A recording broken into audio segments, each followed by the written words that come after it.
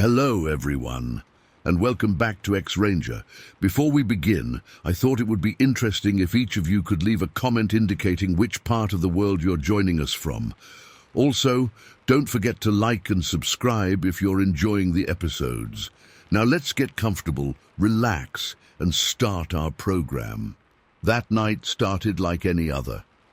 It was early March, still pretty chilly after sunset, and we were about 4 hours into our shift.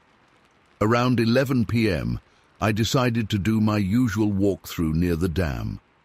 I'd always liked that part of my rounds, something peaceful about being out there with just the sound of the water and the occasional cry of a night bird. I remember checking my watch, 11:13 p.m., before heading down the maintenance path. The moon was nearly full, so visibility wasn't too bad, though the shadows from the trees made dark patches everywhere. I had my flashlight, but I tried not to use it much since it would mess with my night vision. The air was damp, and you could smell that distinct lake water scent, mixed with the earthy smell of the Alabama woods. I've always had this habit of whistling when I'm alone. Nothing fancy, just random tunes to keep myself company. So there I was, whistling some old country song my dad used to play when it happened. 3 distinct knocks, like someone hitting a tree trunk with a baseball bat. Knock, knock, knock.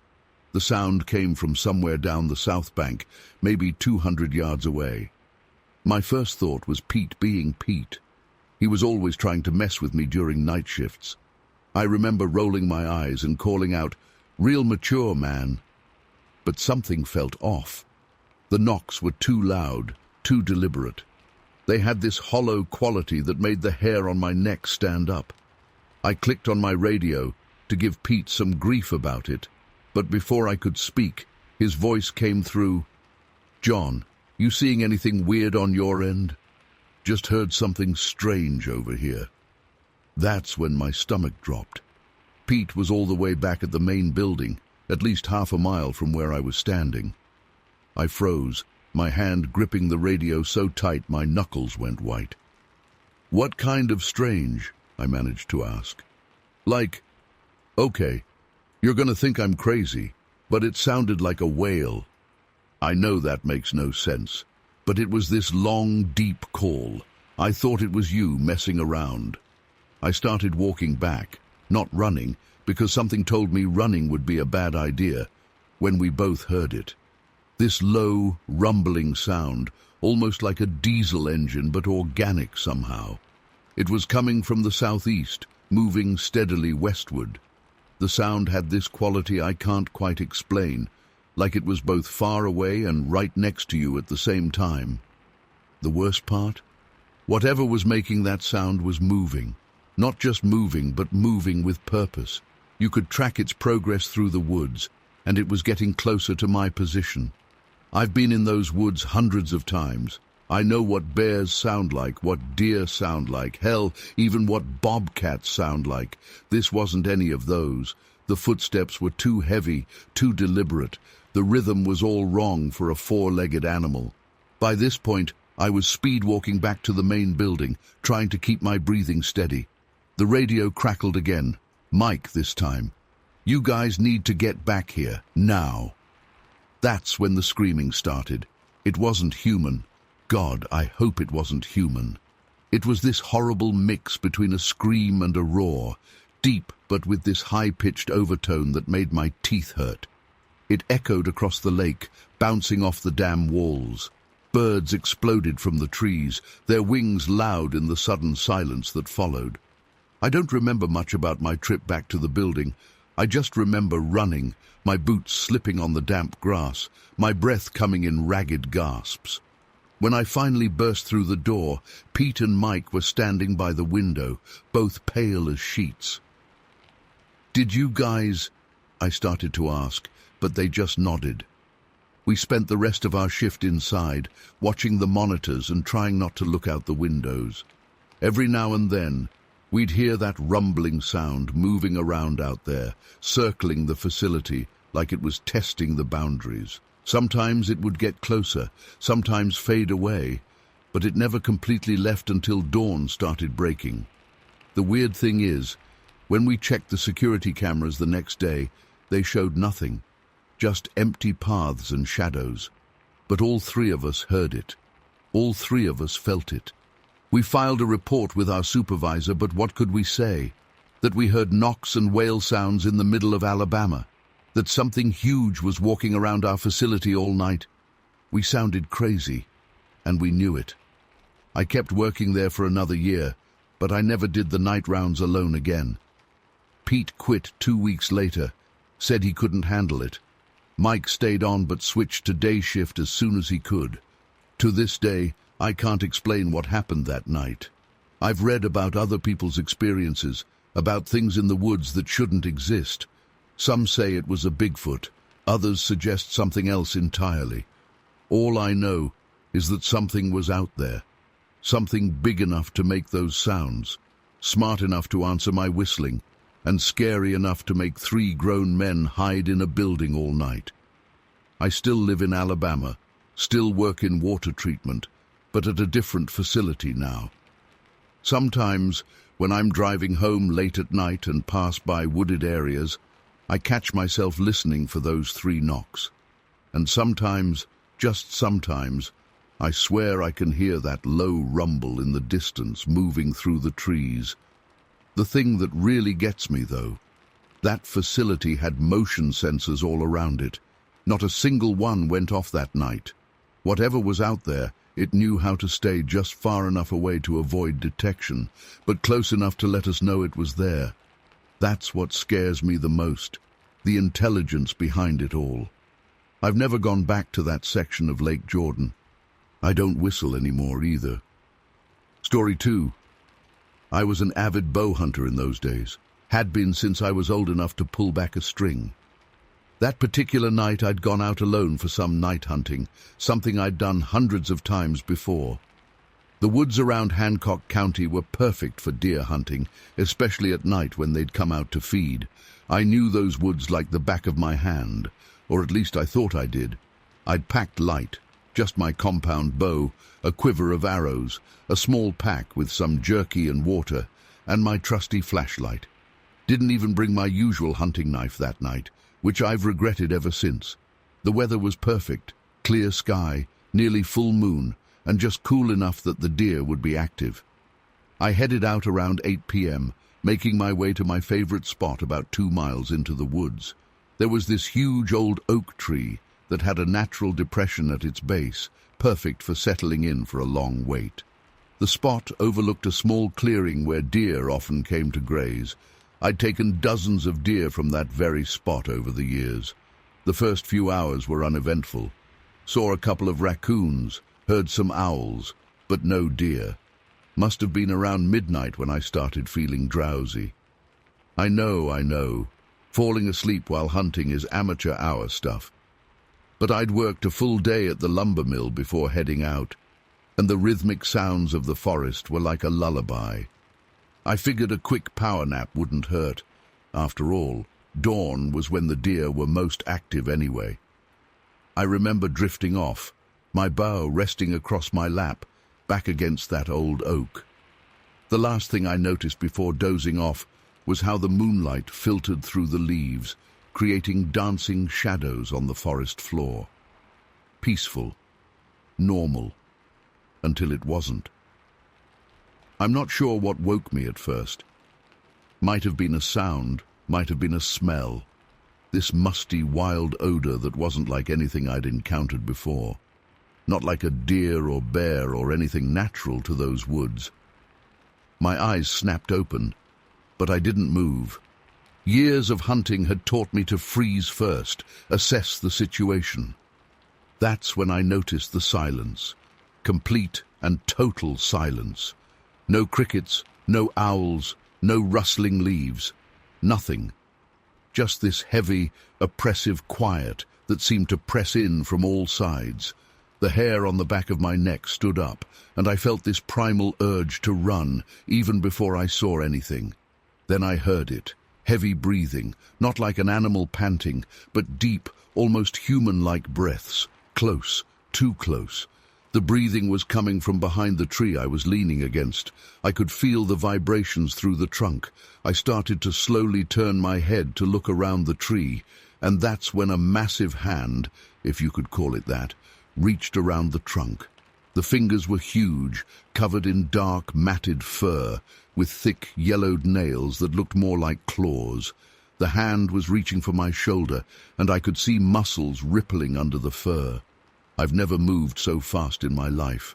I jerked away, but my bow got tangled in my legs as I scrambled up. I heard this deep, guttural sound, not quite a growl, not quite a grunt, and caught a glimpse of something massive moving around the tree. The moonlight caught its face for just a split second, and I wished to God it hadn't. The face was wrong. It looked almost human, but distorted, with a heavy brow and wide, flat nose.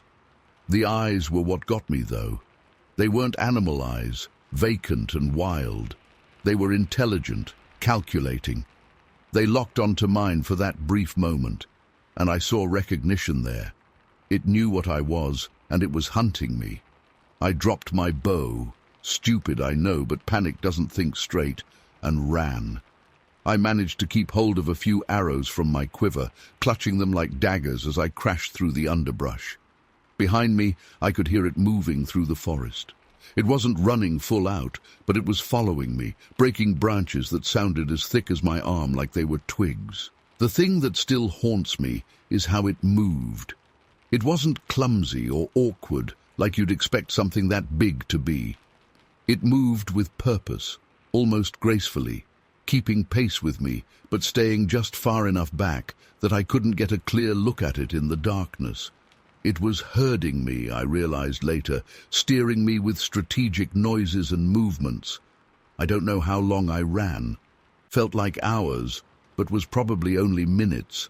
My lungs were burning, and my legs felt like lead. I'd lost all sense of direction, but I knew my truck was parked off the old logging road, somewhere to the east. The moon was my only reference point, and I tried to keep it on my right shoulder as I ran. At some point, I broke through some brush and found myself in a small clearing. The moonlight was bright enough that I could see clearly for a moment, and that's when I made my biggest mistake. I stopped and turned around, those arrows still clutched in my white-knuckled grip. It was standing at the edge of the clearing, partially hidden by the shadows of the trees. Had to be at least 8 feet tall, with shoulders twice as broad as mine. The fur covered its entire body, dark and thick, matted in places. But it was the way it stood that chilled me to my core, completely upright, like a man, with arms that hung down to its knees. We stood there for what felt like an eternity, just staring at each other. I could hear its breathing again, steady and deep, not even winded from the chase. It tilted its head slightly, almost like it was curious, studying me. Then it took a step forward into the moonlight. I didn't stay to see more. I turned and ran again, harder than before if that was possible. The thing let out this sound. I swear it was almost like a laugh, and I heard it moving parallel to me through the woods, keeping pace but staying just out of sight. By some miracle, I stumbled onto the logging road. My truck was about a quarter-mile down, and I sprinted like my life depended on it, because I was pretty sure it did. The whole time, I could hear it moving through the woods beside the road, branches snapping, that heavy breathing getting closer. I reached my truck and fumbled with the keys so bad I dropped them. As I bent to grab them, something huge crashed through the brush at the edge of the road, maybe 30 feet away. I didn't look up, just snatched the keys, unlocked the door, and threw myself inside. The truck started on the first try, thank God for small mercies, and I floored it, gravel spraying everywhere.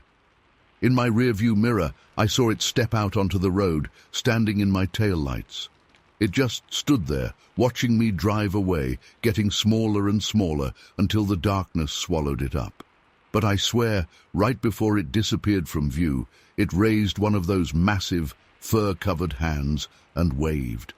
I drove straight home, hands shaking so bad I could barely keep the wheel straight. Didn't sleep for 3 days after that. When I finally worked up the courage to go back for my bow, in broad daylight with 2 friends, we found the area completely torn up. Deep impressions in the ground that looked like footprints, but were bigger than anything we'd ever seen. Branches broken off trees higher than any of us could reach. My bow was there, snapped clean in half like it was made of balsa wood, and scratched into the trunk of the oak tree, about 8 feet up, were 3 deep, parallel marks, like something had casually dragged its claws through the bark. I never went hunting at night again, sold most of my gear, and took up fishing instead. Told the story to a few people over the years, but most just laughed it off or said I'd seen a bear.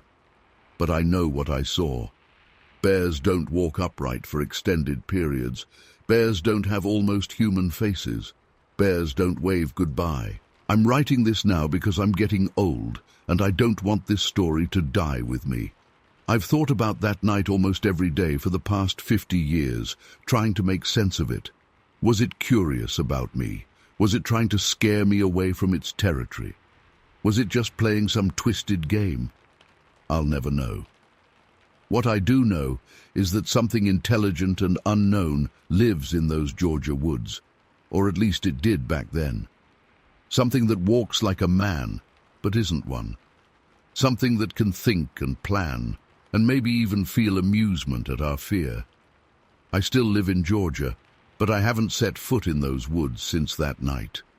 Sometimes on quiet nights when the moon is full, I sit on my porch and look out toward Hancock County. And sometimes I swear I can hear something moving in the distant trees and catch a whiff of that same musty, wild smell on the breeze. To those who'll say this is just another made-up story, I wish it was. I've been a God-fearing man my whole life, and I'm telling this exactly as it happened. I've got nothing to gain by making it up, and at my age, I've got no reason to lie. I just want people to know that there are things in this world we don't understand, things that defy explanation. And if you're ever in the woods at night and everything goes quiet, don't assume you're alone. Story 3. It was early March, one of those perfect Florida spring days when the air isn't too humid yet, and the mosquitoes aren't out in full force. My family had this tradition of going fishing in the Everglades, specifically along Loop Road in the Tamimi Trail area. That day it was me, my dad, my Uncle Bill, and my older brother Tommy. We'd gotten there around 6 a.m., just as the sun was starting to peek through the cypress trees. The water was so still it looked like glass, reflecting the moss-draped branches perfectly. We'd been having pretty good luck that morning, caught a few decent-sized bass, and were feeling pretty good about ourselves. The air had that typical swamp smell, kind of muddy and organic, mixed with the sweet scent of blooming wild orchids. Around 10 a.m. we ran out of live bait. Uncle Bill volunteered to walk back to the car to grab the extra bucket of minnows we'd bought earlier. The car was parked maybe 200 yards away, just around a bend in the road. None of us thought anything of it. We'd been coming here for years, and the scariest thing we'd ever seen was the occasional alligator sunning itself on a log. I remember I was trying to untangle my fishing line when we heard Uncle Bill yelling. It wasn't a scared yell, more like he was trying to get our attention urgently. Dad looked up, annoyed at first because he thought Bill was going to scare away the fish. But something in Bill's voice made us all stop what we were doing. When Uncle Bill came running back, his face was white as a sheet. He was out of breath and shaking. I'd never seen my uncle like that. He was a Vietnam vet, tough as nails, and nothing ever seemed to rattle him. But right then, he looked like he'd seen a ghost. He grabbed Dad's arm and pointed back toward where he'd come from, but couldn't get the words out at first. When he finally caught his breath, what he told us made my blood run cold. He said he'd been walking back to the car when he heard something moving through the water to his right. He thought it was probably a deer or maybe a bear, which weren't uncommon in the area. But when he turned to look, what he saw was unlike anything he'd ever encountered. Standing in the shallow water of the swamp, partially obscured by a cypress tree, was something enormous, Uncle Bill was 6'2", and he said this thing towered over him. He estimated it was at least 16, 17 feet tall, about 5 meters. The creature was covered in this weird, fine hair, not thick and matted like you'd expect from a bear or what people usually describe in Bigfoot sightings. The hair was long but sparse enough that you could see its skin underneath, which Bill said was surprisingly light-colored, almost pink-gray. But it was the face that really got to him. He said it wasn't ape-like at all. It was almost human-like, but wrong somehow. The face was unusually flat, with this wide, flattened nose, and the eyes. He said they were these large, dark orbs, all one color with no visible whites or pupils. What freaked him out the most, though, was how it moved. The water where it was standing was at least knee-deep on a normal person, full of cypress knees and submerged branches. But this thing moved through it without making a sound. No splashing, no breaking branches, nothing. It was like it was gliding. He said it moved with this terrible grace that made no sense for something that size. Uncle Bill said he stood there frozen for what felt like forever, but was probably only a few seconds. The creature just stared at him, completely still. Then, in one fluid motion, it turned and moved deeper into the swamp. That's when Bill ran back to us. Dad, being Dad, grabbed his rifle from the truck. He always kept one for snakes and gators, and we all went to check out the spot. The whole way there I was terrified, but also weirdly excited. I remember my heart was pounding so hard I could hear it in my ears. When we got to the spot where Bill had seen it, we found something that still gives me chills to this day. The water was completely undisturbed, no tracks, no broken vegetation, nothing. But there was this smell, not like the normal swamp smell. It was sharp and chemical, almost like ozone after a lightning strike, mixed with something sickly sweet that made my stomach turn. But here's the really weird part. All the small animals had gone completely silent. Anyone who's spent time in the Everglades knows it's never quiet. There's always birds calling, frogs croaking, insects buzzing. But in that moment, it was like someone had hit a mute button on the whole swamp. The silence was so complete, it felt physical, like pressure on my eardrums. We stood there for maybe 15 minutes, guns ready, just listening and watching. Dad and Uncle Bill were both experienced outdoorsmen, but they looked completely lost. Everything they knew about tracking animals was useless here.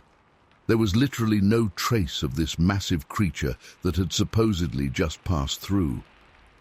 Finally, Dad decided we should pack up and leave. None of us argued. As we were loading up the car, I noticed something else strange. All our watches had stopped at exactly 10:17 a.m., every single one. They started working again once we got about a mile away from that spot, but they were all off by exactly 43 minutes. We never went fishing at Loop Road again. Uncle Bill refused to talk about it after that day, right up until he passed away in '92. Dad would get real quiet whenever anyone brought it up. My brother Tommy tells me I'm remembering it wrong, that it wasn't as weird as I'm making it out to be. But I know what I saw, what we all saw that day. I've spent years trying to make sense of it. I've read every book I could find about Bigfoot and other cryptids, but nothing quite matches what we encountered. The height, the weird hair, the silent movement. It doesn't fit any of the usual descriptions. Sometimes I wonder if it wasn't something else entirely, something we don't have a name for.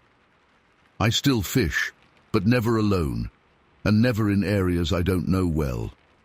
Sometimes when I'm near swampy areas, I'll catch a whiff of that strange chemical smell, and my whole body goes cold. I know it's probably just my imagination, but I can't help but wonder if that thing is still out there, silently moving through the swamps of Florida. I've never posted about this before, and I probably won't again. But I needed to share it with people who might understand, who might have seen something similar.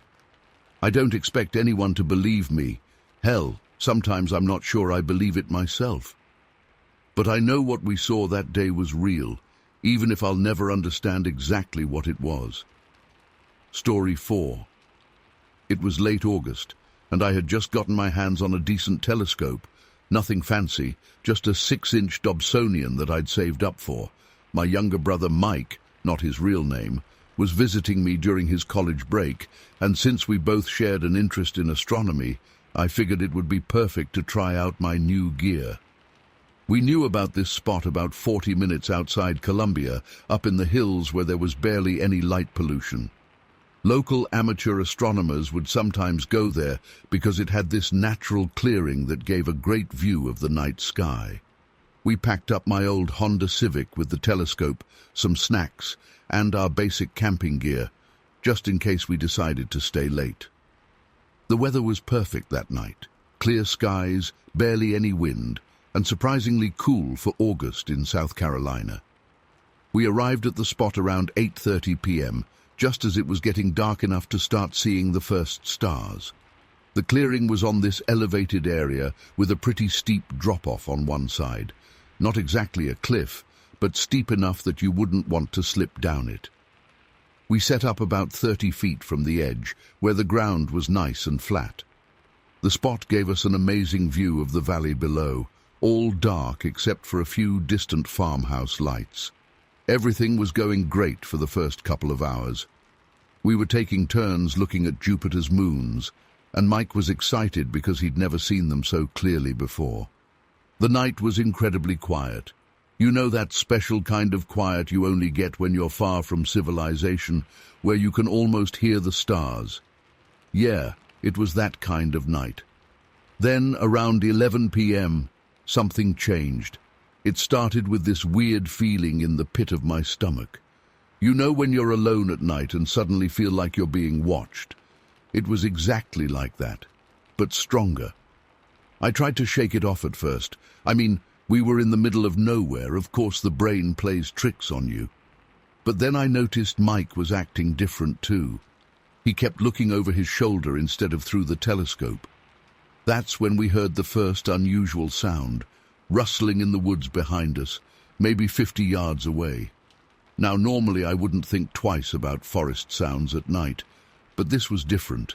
It was too deliberate, like something large moving through the underbrush, but trying to be quiet about it. We both froze and listened. The rustling stopped, and for a moment everything was dead silent again. Then we heard something that made my blood run cold. This deep, rumbling sound, almost like a growl, but unlike anything I'd ever heard before. It was too deep for a bear or a mountain lion, and it had this weird resonance to it. Mike grabbed my arm and whispered, "Did you hear that?" Before I could answer, we heard frantic movement from the tree line to our right. A large deer burst out of the woods, running faster than I'd ever seen a deer move. It was clearly terrified, its eyes wide and wild. The deer sprinted straight across the clearing, and without hesitation, it leaped right over the edge of the drop-off. We heard it crashing through the brush as it tumbled down the slope. We stood there in shock, trying to process what we'd just seen. That's when the smell hit us. This overwhelming stench that made my eyes water. It was like a mixture of rotting eggs and sewage, but there was something else to it, something chemical and wrong. Have you ever smelled a dead animal that's been sitting in the sun for days? Take that, add sulfur, and multiply it by 10. That's close to what it smelled like. The smell seemed to be coming from the direction where the deer had appeared. We heard more movement in the woods, slower this time, more methodical. Then came this sound that I'll never forget. A high-pitched whistle that started low and rose in pitch until it was almost painful to hear. It wasn't like any animal call I've ever heard. It sounded almost mechanical, but somehow organic at the same time. My brother and I looked at each other, and without saying a word, we knew we needed to get out of there. But here's the thing. All our gear was still set up, including my new telescope that I'd spent months saving for. The rational part of my brain was saying, "Don't be stupid. It's probably just some animal." but every instinct in my body was screaming danger. We started quickly but quietly packing up our stuff. The whistling sound came again, closer this time, and was followed by what I can only describe as heavy footsteps. Not like a person walking, but something much heavier. The sound was coming from just inside the tree line, no more than 30 yards away. That's when we heard branches breaking, and I swear I could make out a dark shape moving between the trees. The moonlight wasn't bright enough to see details, but whatever it was big, way too big to be a person. The shape seemed to shift and move in a way that didn't look quite right, like its proportions were all wrong. We abandoned any pretense of being quiet. I grabbed the telescope, Mike grabbed our backpacks, and we started running toward the car.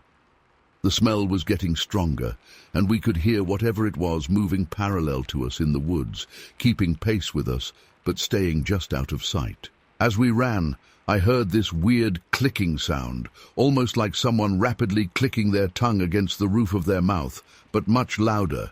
It seemed to be coming from multiple directions at once, which made no sense. The clicking was interspersed with more of those whistling sounds, and I swear I could feel them vibrating in my chest. We reached the car, and I fumbled with the keys, dropping them twice before I could get the door open. Just as we were throwing our stuff in the back seat, there was a crash in the woods right next to the parking area, like something big had knocked over a small tree. The clicking sounds were so close now, they seemed to be right behind us. I started the car and threw it into reverse, not even bothering to close my door properly. As I was backing up, my headlights swept across the tree line, and for a split second, I saw something that still haunts my dreams. I only caught a glimpse, but I saw what looked like a massive, dark figure ducking behind a tree.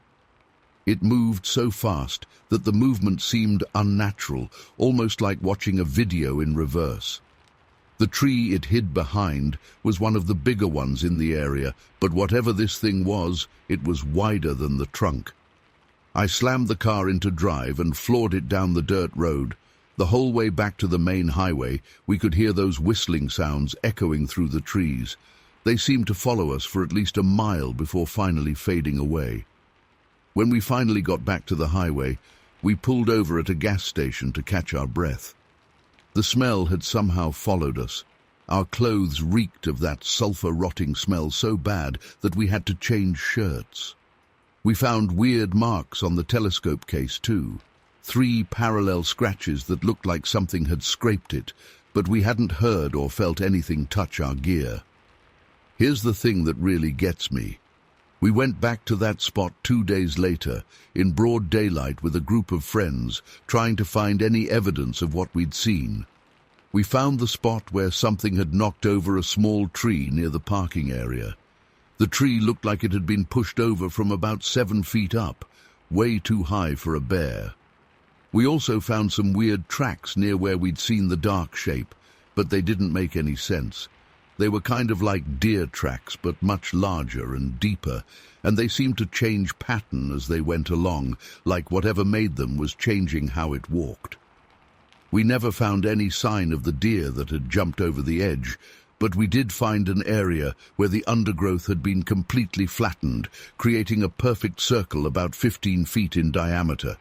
The plants in that circle looked almost freeze-dried, like all the moisture had been sucked out of them, even though it was the middle of summer and everything around it was green and alive.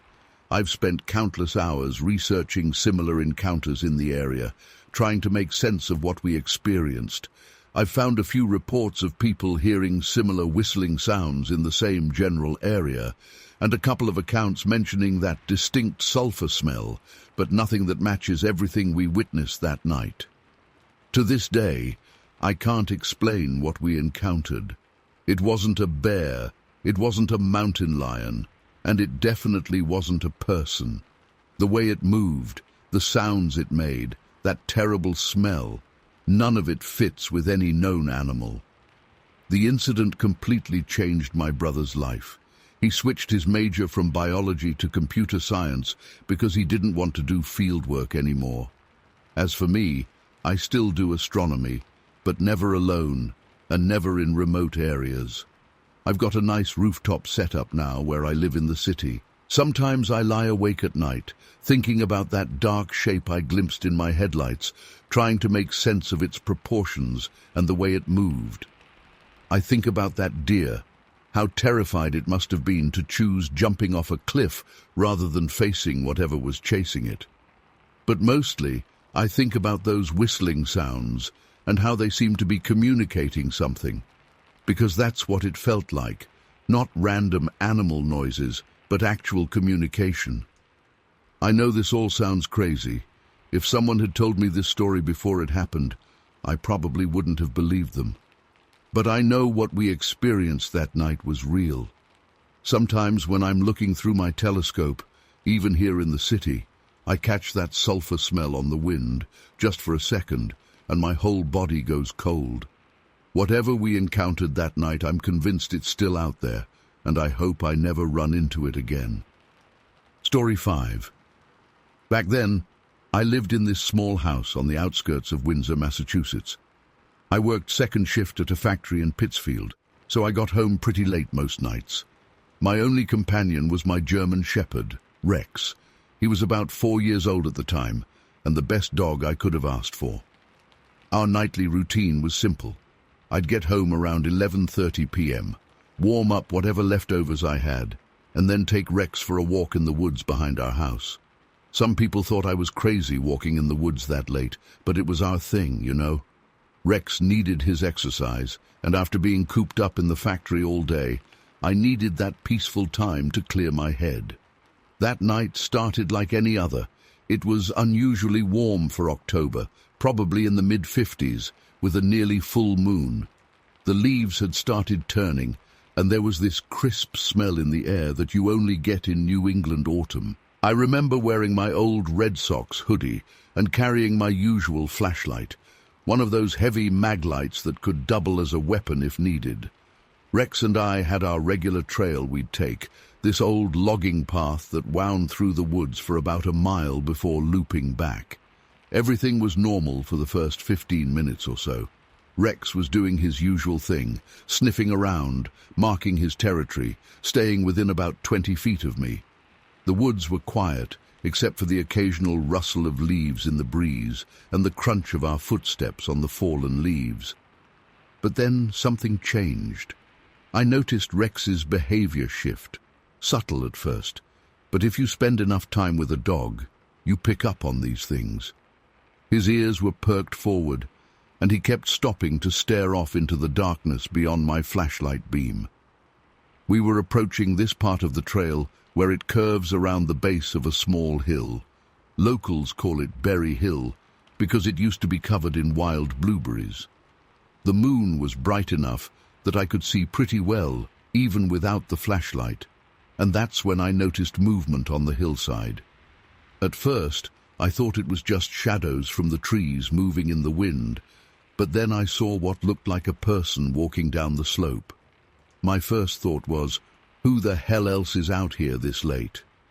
I wasn't scared yet, just confused and a bit annoyed that someone else was in our spot. I called out, "Hello," but got no response. That's when Rex started acting really strange. He moved behind me, something he'd never done before.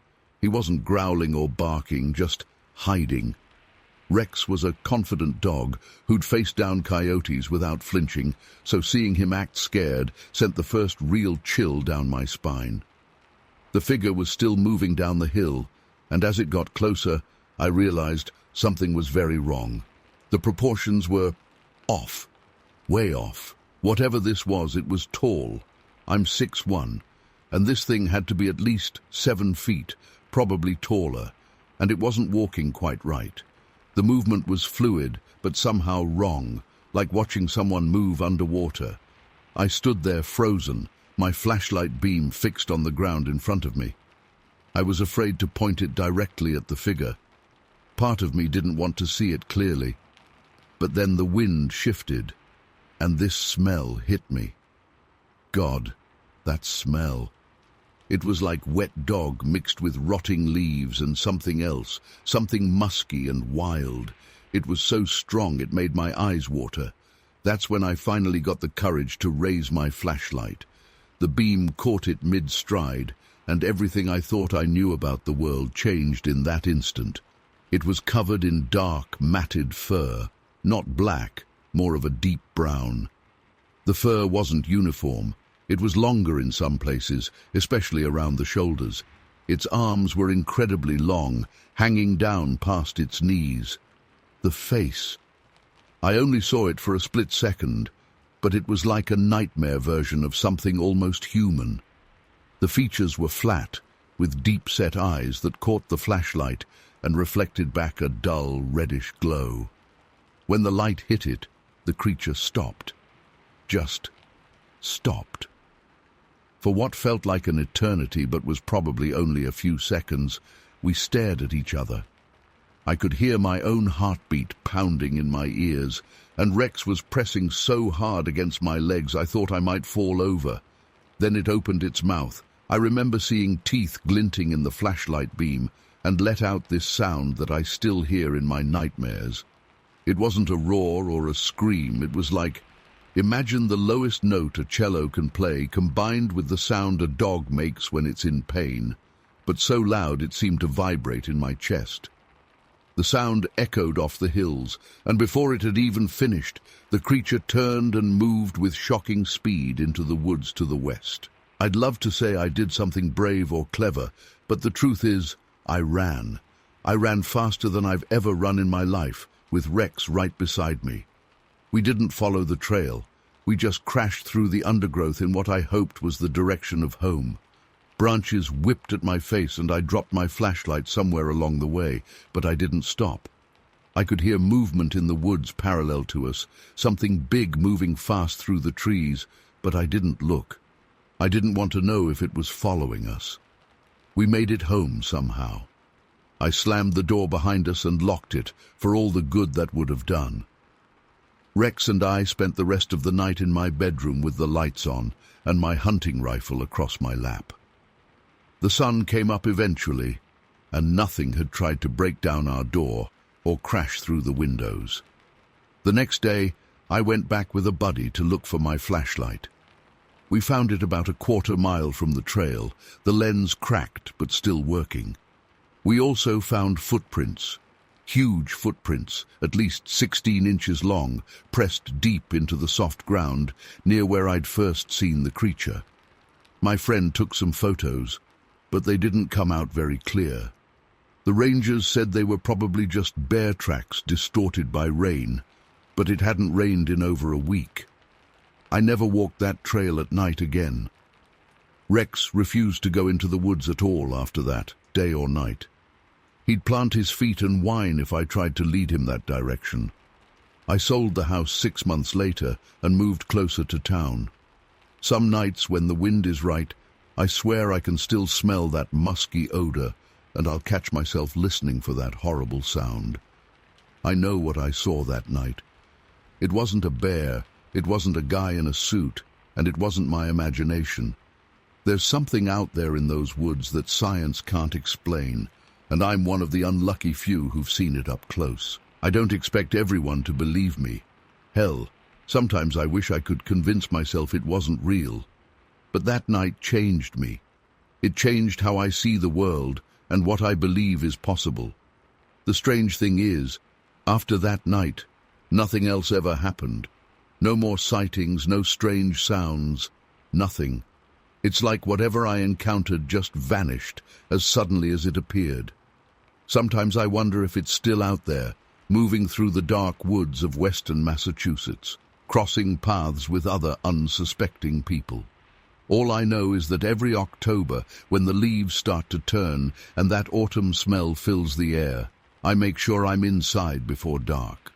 Some memories never fade, and some fears never quite go away. Story 6. It was early August, one of those sticky hot summer days where the air feels like soup. I knew every inch of the woods behind our house, had been exploring them since I was old enough to walk. There was this small stream about a quarter-mile in where I'd go to cool off and catch frogs. My mum always said to be home before dark, but I wasn't worried. I'd made that trip hundreds of times.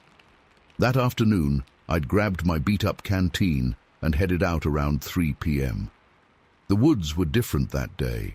Usually they were full of noise, birds chirping, squirrels rustling in the leaves, all that normal forest stuff.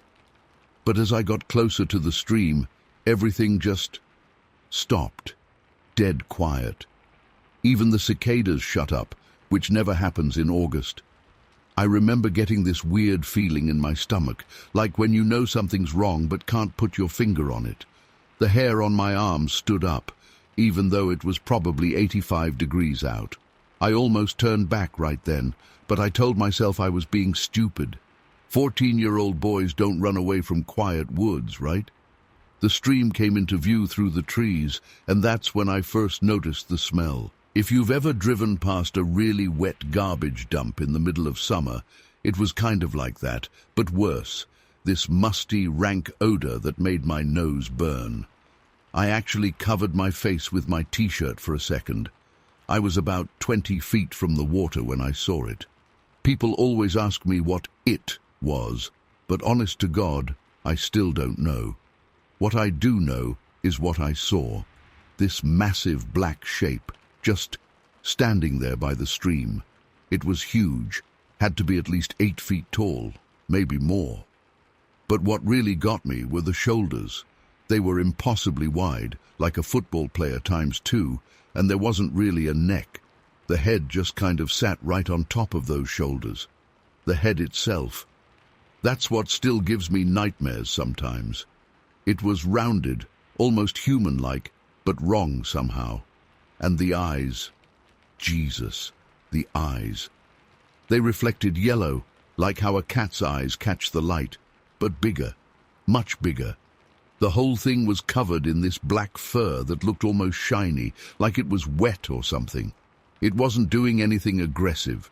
That's the weird part. It just stood there, swaying slightly from side to side, watching me. But there was intelligence in those eyes. Whatever this thing was, it was thinking, studying me. My whole body was frozen. You know how people talk about fight or flight? Well, there's a third option they don't mention much. Freeze. That's what happened to me. I couldn't move, couldn't scream, couldn't do anything except stand there staring back at it. My heart was pounding so hard I could hear it in my ears. I don't know how long we stayed like that. Could have been a minute, could have been 10. Time kind of stopped making sense. The only sound was the gentle gurgle of the stream and this deep, rhythmic breathing coming from the creature. Not growling, not threatening, just breathing, in and out, in and out. Then it made this sound, not quite a grunt, not quite a hum, but something in between, low and resonant, like someone playing a bass note on a huge piano. I felt it more than heard it, right in my chest. That's what finally broke my paralysis. I started backing away, real slow at first. The creature's head tilted slightly, like a dog when it's confused, but it didn't move toward me. Those yellow eyes just followed my movement. When I got about 30 feet away, I turned and ran faster than I've ever run in my life. I crashed through the woods like a crazy person, jumping over fallen logs and ducking under branches. Scratched my face up pretty good, but I didn't care. The whole time, I was waiting to hear it coming after me, to feel those huge hands grab me or something. But it never did. When I finally burst out of the woods into our backyard, I was crying and hyperventilating. My mom came running out of the house. I must have looked like hell. I tried to tell her what happened, but the words wouldn't come out right. She probably thought I'd seen a bear or something. Here's the thing, though. I grew up in those woods. I knew what bears looked like. This wasn't a bear. It wasn't anything I'd ever seen before or since. I didn't go back to that stream for the rest of that summer, or the next summer. Actually, I didn't go back until I was in college, and even then, I only went during broad daylight with friends. Never saw anything like that again, but sometimes, when I'm there, I still get that feeling, like something's watching, waiting. I've read about other people's encounters over the years. Some sound similar to what I saw, others are completely different. I don't know if what I saw was what people call Bigfoot. I don't know if it was something else entirely. What I do know is that it was real, and it changed how I see the world. The weirdest part? Sometimes I catch myself wondering if it was as scared of me as I was of it. The way it just stood there, swaying, making that sound. Maybe it was just as surprised to see me as I was to see it. I'll never know. I still live in Bainbridge. Still hear stories sometimes, usually from hunters or hikers, about strange things in those woods. I never tell them what I saw. Most wouldn't believe me anyway. But every now and then, especially on quiet summer afternoons, I look out at those trees and wonder if it's still out there, standing by that stream, waiting for someone else to stumble across it. Some people have suggested maybe I imagined it all, that it was just a trick of light and shadow, or that my teenage mind played tricks on me. But I know what I saw. The smell, those eyes, that sound it made, those details are burned into my memory as clear as if it happened yesterday. Some things you just don't forget, no matter how many years pass. I've never seen anything like it since that day. It's like it just vanished into thin air, leaving me with nothing but this story and a lifetime of questions. Maybe that's the scariest part, not knowing, not understanding, just being left with this experience that defies everything I thought I knew about what was possible. The woods are still there, and that stream still flows. Sometimes I drive past that area and look into the trees, remembering. My grandkids beg me to take them hiking there, but I always find some excuse not to. How do you explain to children that there are things in this world that we can't understand? Things that maybe we're not meant to understand? I'm sharing this now because, well, I guess because I'm getting older, and I don't want this story to die with me. I don't need anyone to believe me. I know what I saw that day, but sometimes I wonder how many other people are out there, sitting on similar stories, too afraid or embarrassed to share them. How many other encounters have gone untold? That summer day in 1961 taught me something important. The world is stranger than we think. There are things out there that don't fit into our neat categories and explanations. Things that remind us that maybe we don't know as much as we think we do. Story 7. It started on a pretty normal Tuesday morning. The weather was getting colder, and there was this weird fog hanging over everything. I was at the bus stop near Fairfield Woods Road around 7:15 a.m., waiting for the campus shuttle. Usually, there were other students there, but that morning, I was alone. I remember checking my phone, probably scrolling through Facebook or something, when I heard it. At first, I thought it was maybe a train horn in the distance, but no, this was different. It was this long, drawn-out howl that made the hair on the back of my neck stand up. It wasn't like a wolf or a coyote. I'd heard those before. This was deeper, almost like someone trying to imitate a wolf, but failing miserably. The sound seemed to echo through the trees, and I couldn't tell which direction it was coming from. I texted my friends Mike and Chris right away. We were always into weird stuff, watching those paranormal shows and going to supposedly haunted places around campus. I sent them something like, "Just heard the creepiest sound ever at the bus stop. Need to show you guys where after class." Classes went by in a blur that day. I couldn't focus on anything. That sound kept playing in my head, and I had this weird feeling in my gut that something wasn't right. When my last class ended at 3:30 p.m., I met up with Mike and Chris at the student center. They could tell I was freaked out, which was unusual for me since I'm usually the skeptical one in our group. We decided to head back to the bus stop area. It was still light out, probably around 4 p.m., but the day was gloomy, and the clouds made everything look darker than it should have been. There's this small wooded area behind the bus stop that leads down to a creek. We'd never really explored it before, but something was pulling me in that direction. The three of us started walking through the trees. The ground was covered in wet leaves, and our shoes kept making this squishing sound that seemed way too loud in the quiet woods. About 200 feet in, we found the creek. It wasn't very deep, maybe ankle deep at most, but it was pretty wide, I'd say around 32 feet across. We were just standing there, and I was trying to describe the sound I'd heard that morning when we noticed how quiet everything had gotten. You know that silence that comes before a storm? It was like that, but worse. No birds, no squirrels, nothing. Just dead silence. Then we smelled it. I've never smelled anything like it before or since. It was like a mix of wet dog, rotting leaves, and something else I can't even describe. The smell was so strong it made my eyes water. Mike actually gagged a little. That's when we heard the branches breaking. Not like when a squirrel or deer moves through the woods. These were loud cracks, like someone was snapping baseball bats in half. We all turned toward the sound, and I'll never forget what happened next. About 50 feet away, on the other side of the creek, something moved. At first, my brain tried to make sense of it. Was it a bear? But bears don't stand up that tall, and they don't move like this thing did. This creature was massive, at least 9 feet tall, and its shoulders were incredibly wide, like a bodybuilder, but bigger.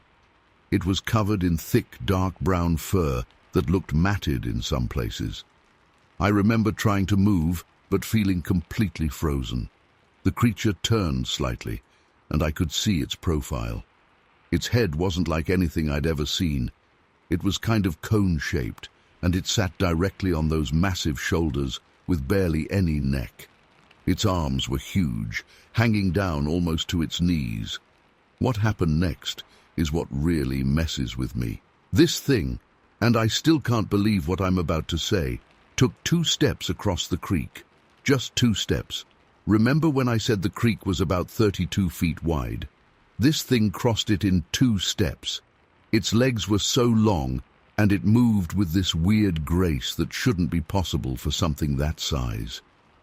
Chris started making this weird whimpering sound, and I guess that caught its attention. The creature turned its head toward us, and I swear I felt my heart stop. Its eyes were dark and deep-set, almost hidden under a heavy brow, but I could feel it looking right at us. Not just looking, studying us. The whole thing probably lasted only a few seconds, but it felt like hours. Then, without any warning, it just turned and walked into the woods. The way it moved was so fluid, like it was gliding between the trees. We could hear branches breaking for a few more seconds, and then nothing. We ran. We ran faster than I've ever run in my life. None of us said a word until we got back to the dorms. When we finally caught our breath, we tried to talk about what we'd seen, but none of us could really put it into words. Mike kept saying it had to be someone in a costume, but I've never seen a costume that could make someone move like that or seem that massive. We went back the next day, in broad daylight with cameras. We found some broken branches and what looked like huge footprints in the mud near the creek, but they were partially filled with water and too distorted to really make out. We took some pictures, but they just looked like random mud patches in the photos. The weirdest part? We never heard that howl again. We never saw the creature again. It was like it just vanished. We spent the next few weekends searching those woods, but we never found anything concrete. No more footprints, no fur, nothing. I've told this story to a few people over the years, and most of them think I'm crazy or that we were just scared college kids letting our imaginations run wild. Maybe they're right, but I know what I saw that day. I know what I heard that morning, and I know that somewhere out there in the woods of Connecticut, there's something that shouldn't exist, but does. The whole experience changed me. I still go hiking and camping, but I'm different now. More aware, more alert. Every time I'm in the woods and things get quiet, I get that same feeling in my gut, That feeling that something's watching, something that's not supposed to be there. I still live in Connecticut, but I've never gone back to those specific woods. Sometimes I drive past that area and look at the trees, wondering if it's still out there, wondering if anyone else has seen it, wondering if anyone would believe me if I hadn't had Mike and Chris there with me. Mike and Chris. They don't like talking about it. Mike moved to California after graduation, and Chris is somewhere in Texas now. We keep in touch, but we rarely bring up that day. When we do, it's usually late at night after a few drinks, and even then, we dance around the details. It's like we're afraid that talking about it too much might somehow bring it back. I've spent countless hours researching similar encounters in the area, trying to find some explanation for what we saw. There are other reports, but nothing quite like our experience. Nothing that describes the way it moved, the way it crossed that creek like it was stepping over a puddle. Sometimes I wonder if we were meant to see it, if it wanted us to see it. The way it looked at us before it left. There was intelligence there. Something knowing, something that made me question everything I thought I knew about the world. I still can't explain what happened that day. I can't explain the howl I heard that morning, or the smell, or the impossible way it moved. All I know is that it was real, and it changed how I see the world. There are things out there we can't explain, things that don't fit into our neat, rational understanding of reality. And sometimes, when I'm lying in bed at night and I hear something moving outside my window, I wonder if it remembers us too. Story 8. The morning started like any other hunting trip. We'd gotten up before dawn, loaded up our gear, and driven out to our usual spot in the Ruby Mountains. The air was crisp.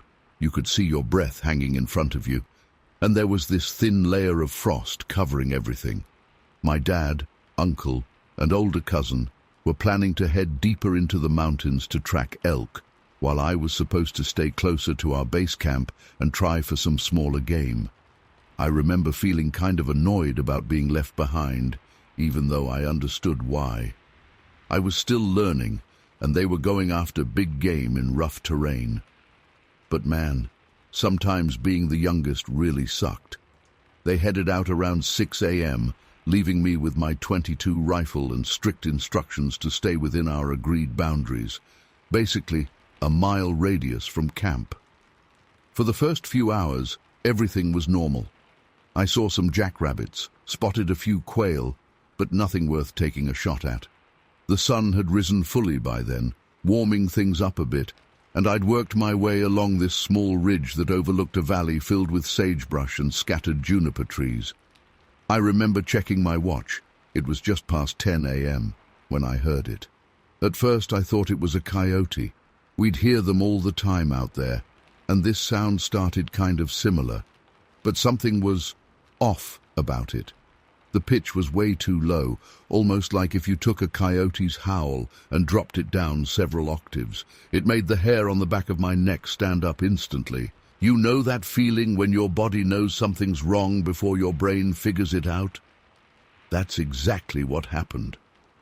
I froze in place, trying to figure out where the sound had come from. It seemed to have echoed from somewhere across the valley, maybe 300 yards away. There was this cluster of pine trees over there, right where the valley started to slope upward again. As I was scanning that area, trying to spot any movement, the sound came again. This time it was clearly closer, and I could tell it definitely wasn't a coyote. It was too deep, too wrong.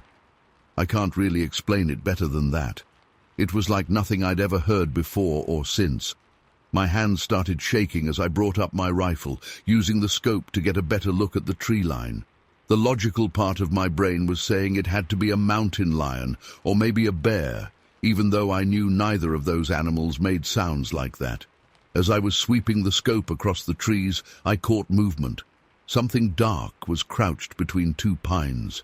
At first, I could only make out this black shape, and I remember thinking it looked way too big to be a bear. Then it moved slightly, and I saw its eyes. Even now, more than a decade later, Those eyes haunt my dreams. They were this intense, glowing red color, not like the normal eye shine you see from animals at night, but something much more deliberate. And they were looking right at me. I couldn't move. I couldn't breathe. I just stood there, rifle half raised, staring back at this thing through my scope. The creature was massive, probably 7 or 8 feet tall, even though it was crouched down. Its body was covered in what looked like thick, dark fur, but there was something about its shape that was just wrong. The proportions weren't right. Its arms were too long, its shoulders too wide. For what felt like forever, but was probably only a few seconds, we just stared at each other. Then it moved.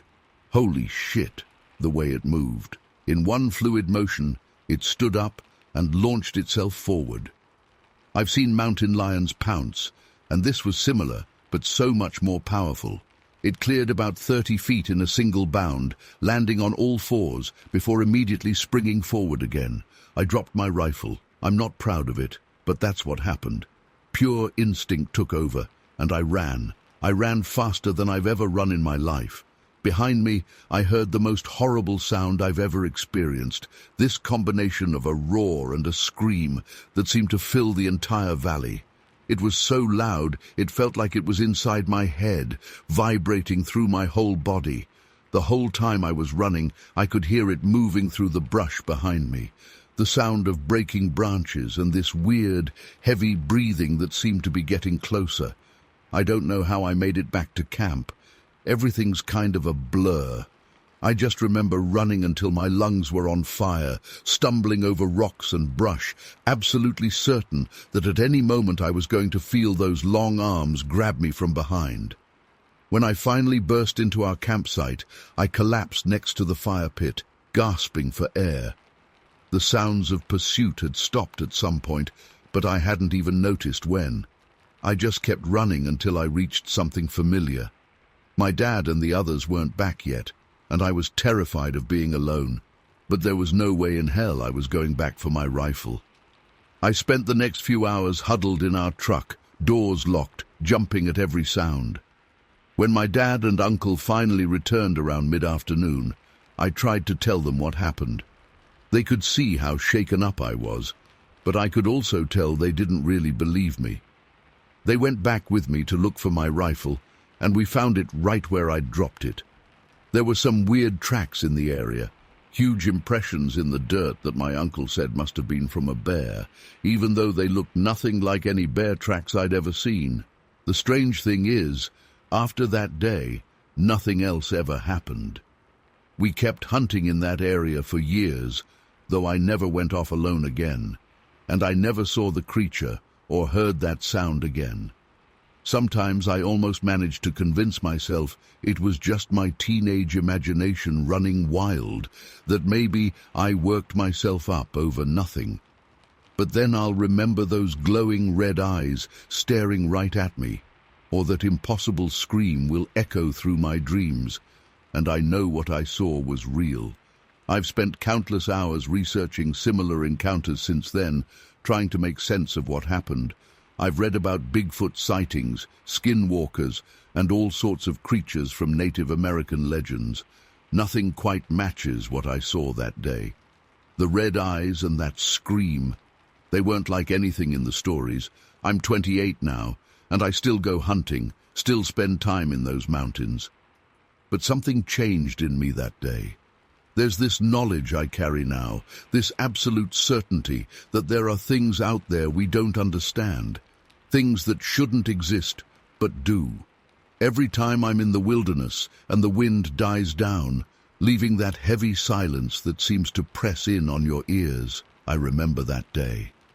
And I wonder if somewhere out there, in the shadows between the trees, those red eyes are watching again.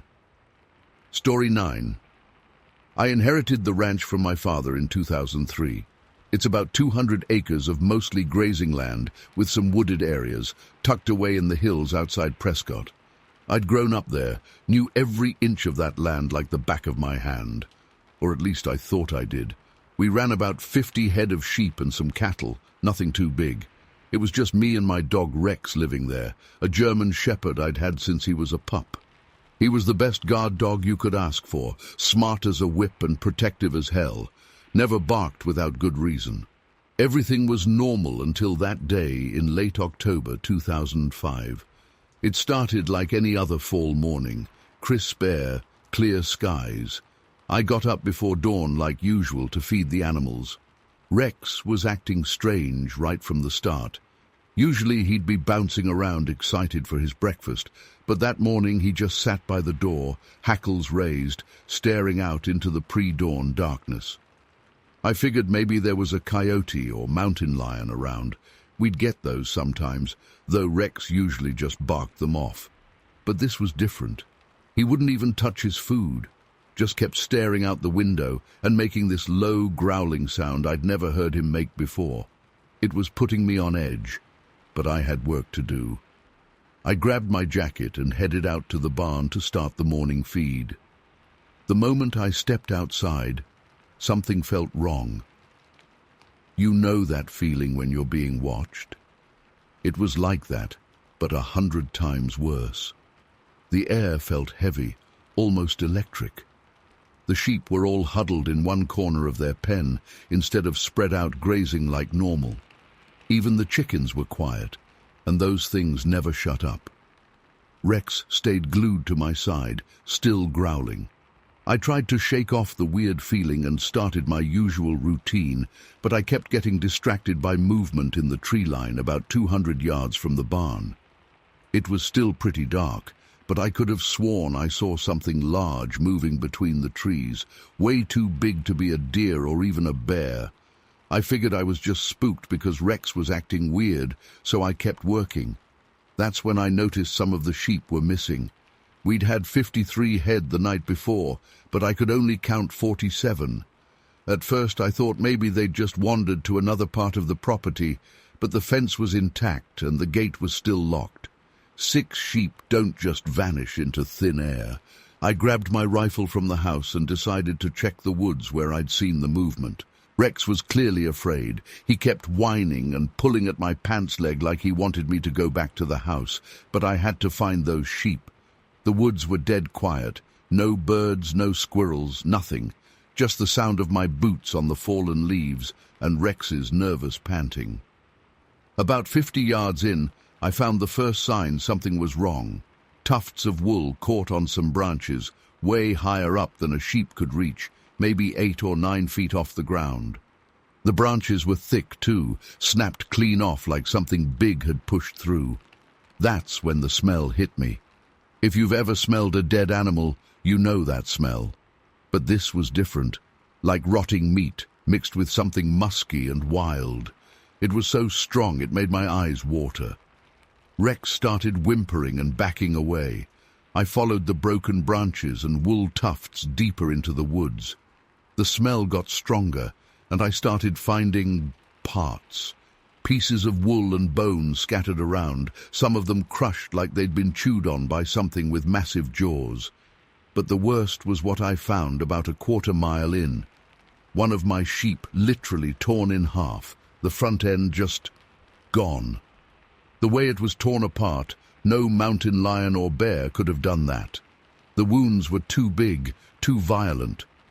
I was about to head back and call the game warden when Rex suddenly froze, his ears perked forward.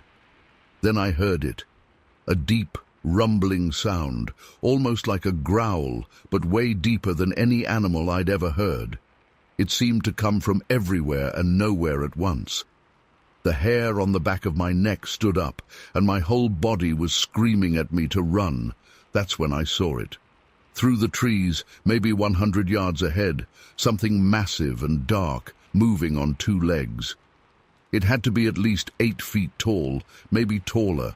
The shoulders were huge, like a linebacker times 3. It was covered in dark, matted fur.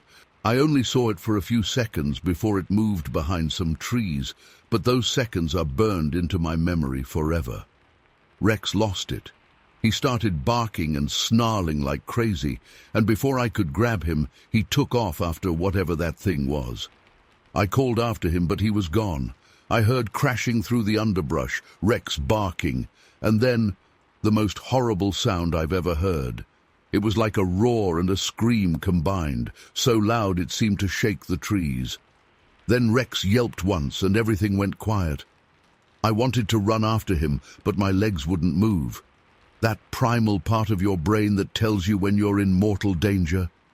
It was screaming at me to get out of there. I backed away slowly, keeping my rifle ready, though somehow I knew it wouldn't do much good against whatever that thing was. I made it back to the house and locked every door and window.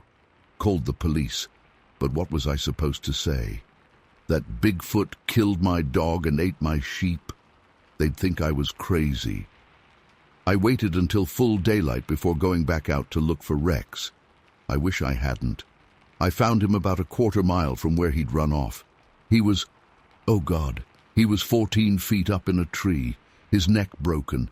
Something had put him there deliberately. No animal could have done that. The force it would take to throw a 90-pound German shepherd that high up. I still can't wrap my head around it. I spent the rest of that day in a daze, called some neighbors to help me look for the missing sheep, but we never found them. Just more torn-up pieces scattered through the woods. Everyone said it had to be bears, but I know what I saw. Bears don't walk on two legs. Bears don't put dead dogs in trees. That night was the worst. Whatever it was, it came back. I could hear it moving around outside the house. Heavy footsteps circling, branches snapping. The sheep were going crazy in their pen. Around midnight, there was a huge crash from the barn. When I checked the next morning, I found the heavy wooden door had been ripped right off its hinges. The metal brackets were bent like they were made of plastic. I found footprints too, massive prints, easily 16 inches long with 5 toes. Too big to be human, too human-like to be anything else. I took photos, made plaster casts, but somehow they all came out blurry or didn't set right, like the thing didn't want to leave evidence. The game warden came out eventually, found all the same evidence I did, but wrote it off as bear activity. Said bears sometimes walk on their hind legs. Said the prints could have been distorted by rain. It hadn't rained in weeks. Nobody wanted to admit what it really was. I tried to go back to normal after that, but things were never the same. I kept finding signs, broken trees, massive footprints, that horrible smell. Sheep would go missing every few months. I installed security cameras, but they'd always malfunction on the nights something happened. It was like it knew when it was being watched. The strange thing is, after about a year, it all just stopped. No more missing sheep, no more footprints, no more weird sounds in the night. Like whatever it was, just moved on. But I still feel watched sometimes when I'm out on the property. Still catch whiffs of that smell on the wind. Still see movement out of the corner of my eye that shouldn't be there.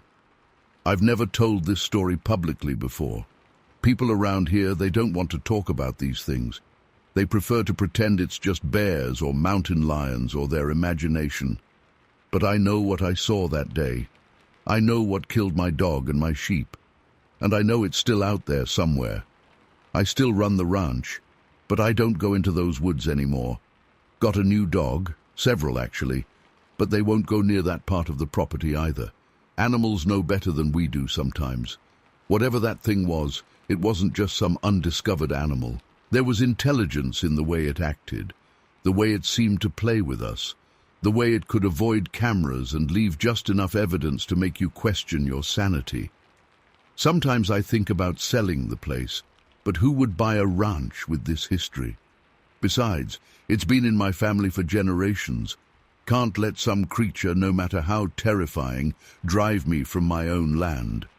But I've learned to respect the boundaries now. That part of the woods belongs to something else, something that was probably here long before my family arrived and will be here long after we're gone. I don't expect anyone to believe this story. Hell, sometimes I have trouble believing it myself. But I know what I saw, what I heard, what I smelled.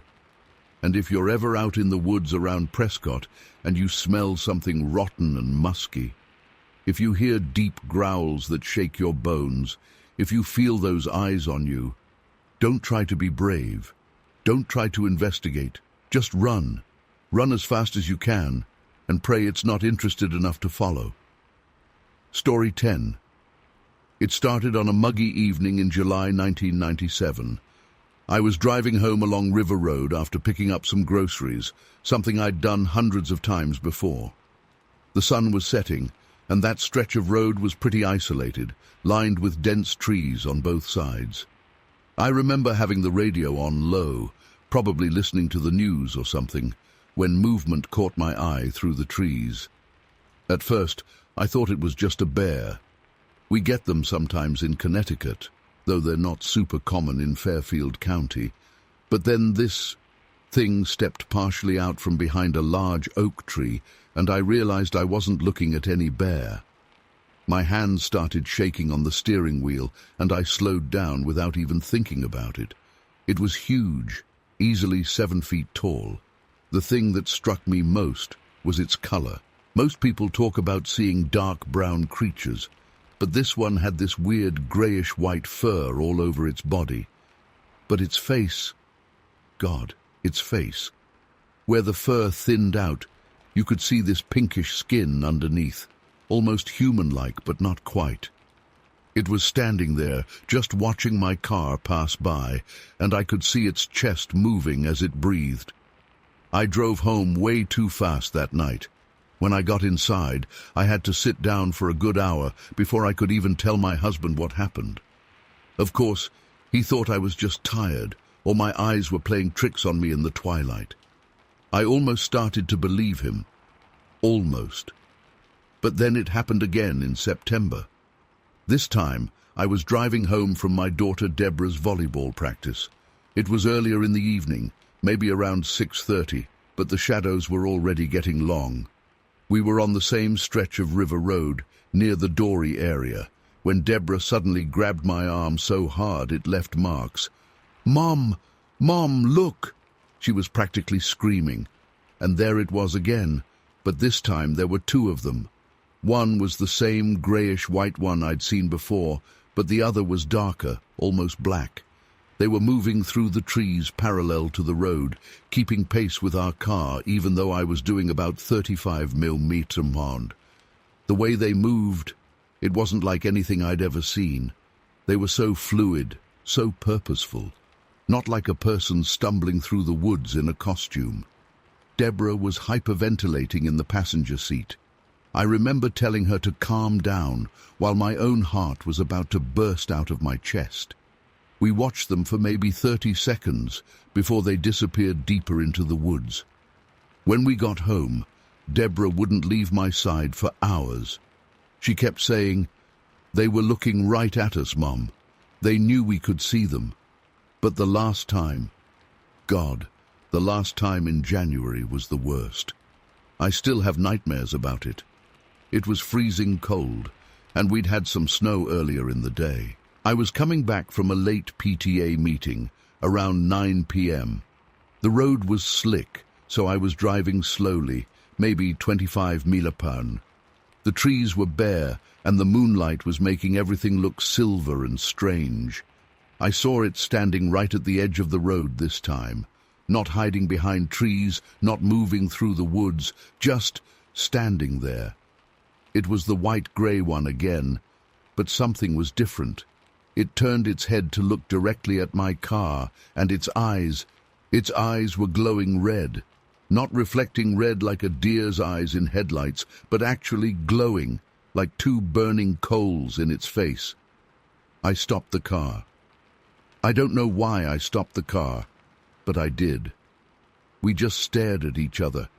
I could see its breath making clouds in the cold air. It was so close, I could see the steam rising off its body like it was too hot for the winter night. The headlights were illuminating it perfectly, and I could see every detail, the way its fur moved in the wind, the massive shoulders, the long arms that hung down past its knees. Then it did something that still makes me cold when I think about it. It raised one hand, and I say hand, not paw, because it looked so terrifyingly human, and pressed it against my driver's side window. The window fogged up around its hand, and I could hear this deep, rumbling sound, like a purr, but much deeper, vibrating through the entire car. I screamed. I'm not ashamed to admit it. I screamed like I've never screamed before in my life. I slammed on the gas, and my tires spun on the icy road before catching. As I sped away, I could see it in my rearview mirror, still standing there, still watching, still with those glowing red eyes. That was the last time I saw any of them. I've tried to find explanations, tried to convince myself it was all somehow a mistake or a series of coincidences. But Deborah saw them too. And sometimes, late at night, when I'm lying in bed, I can still hear that deep, rumbling sound, like it's echoing through my memories. I've changed my route home. I don't drive down River Road anymore, even though it adds 20 minutes to my commute. My husband thinks I'm being ridiculous, but he didn't see what I saw. He didn't feel the cold radiating off that thing's body through the car window. He didn't see those eyes.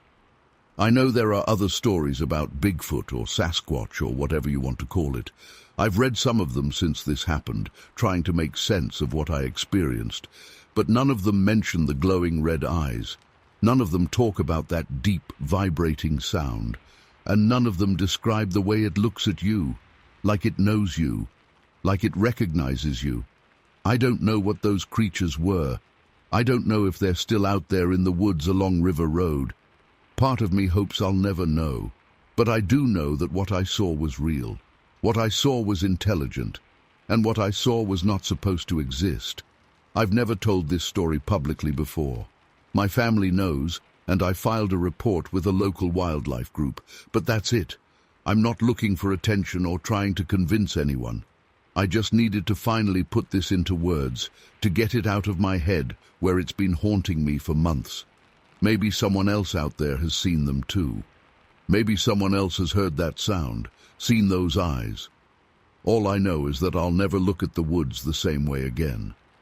The strange thing is, after that last encounter in January, everything just stopped. No more sightings, no more strange sounds in the woods. Nothing. It's like they vanished as mysteriously as they appeared. Sometimes I wonder if they're still out there, watching, waiting. Other times I wonder if they were ever really there at all. But then I look at the journal where I wrote down every detail the day after each sighting, and I know what I saw. What I still can't figure out is why they chose to show themselves to me and Deborah. Why us? Why that road? Why those 3 times? I still live in the same house, still drive the same car. Everything in my life looks exactly the same as it did before all this happened. But I'm different now. You can't see something like that and stay the same person. You can't look into eyes like that and not be changed. Sometimes, on cold nights when the moon is bright, I catch myself looking out my window toward River Road, wondering if somewhere out there, in the darkness between the trees, something is looking back. Story 11. It was early October, and my buddies Mike and Derek had been pestering me to go camping and fishing before it got too cold. We'd been going to Tibble Fork in American Fork Canyon since we were teenagers. It was our spot. The lake's tucked away in this gorgeous valley surrounded by aspens and pines, usually packed with families during summer, but in fall, you could have the whole place to yourself. We got there around 10 a.m. on a Saturday. The weather was perfect, crisp mountain air, leaves starting to turn golden. We set up camp about 200 yards from the lake shore, just far enough into the tree line to block the wind, but still see the water. Mike brought his new tent, this massive 8-person thing that could have housed a small army. We gave him endless grief about it, but honestly, it was pretty sweet having all that space. The fishing was decent that morning. We caught a few small rainbow trout, nothing spectacular, but it wasn't really about the fishing anyway. It was about being out there, shooting the breeze, drinking beer, probably more than we should have, and just disconnecting from everything else. Around 4 p.m., things started getting weird.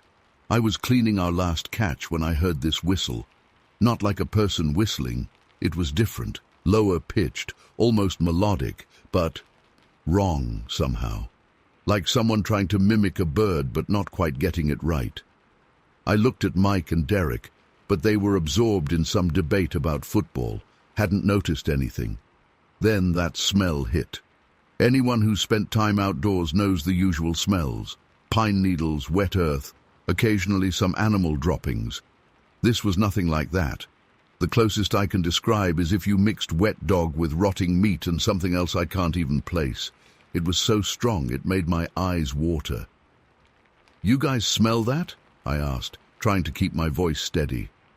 Derek looked up, wrinkled his nose. "Yeah, what the hell is that? Did something die nearby?" Mike stood up, scanning the tree line. "Maybe a mountain lion killed something.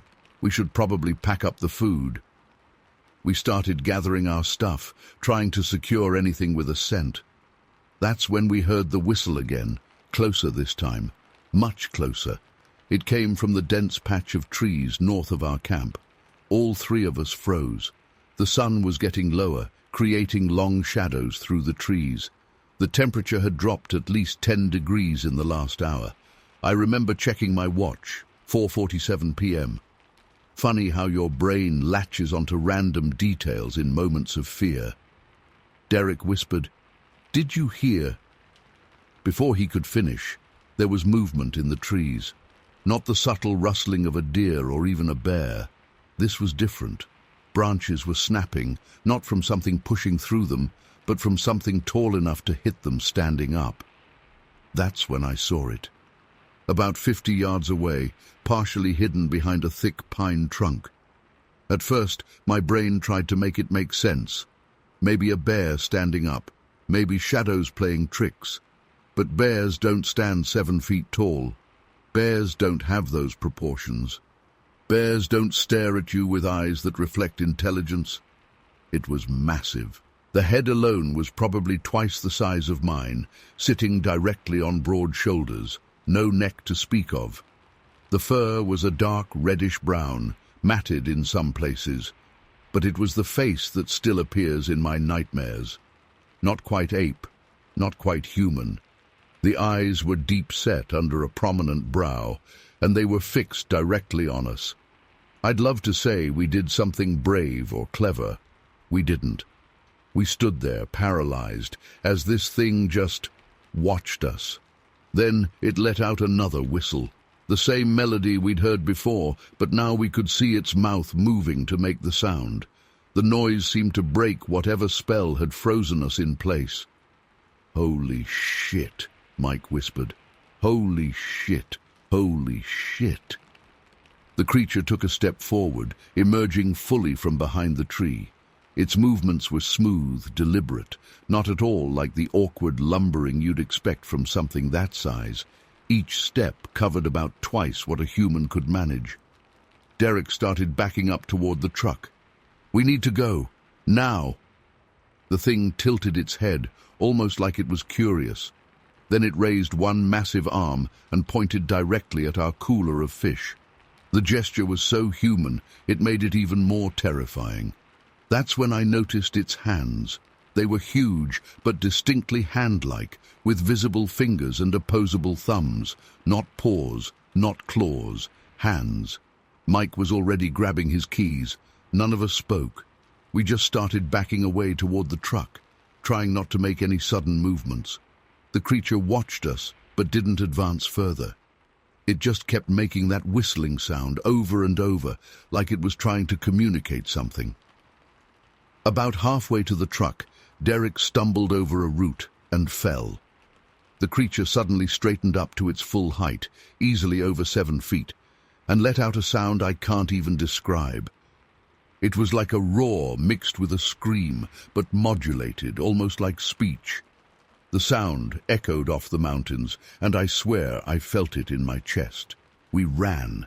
Everything we'd ever learned about not running from wild animals went out the window. We sprinted to the truck, scrambled inside, and Mike floored it before the doors were even fully closed. I looked back through the rear window, expecting to see it chasing us. Instead, it just stood there at the edge of our campsite, watching us leave.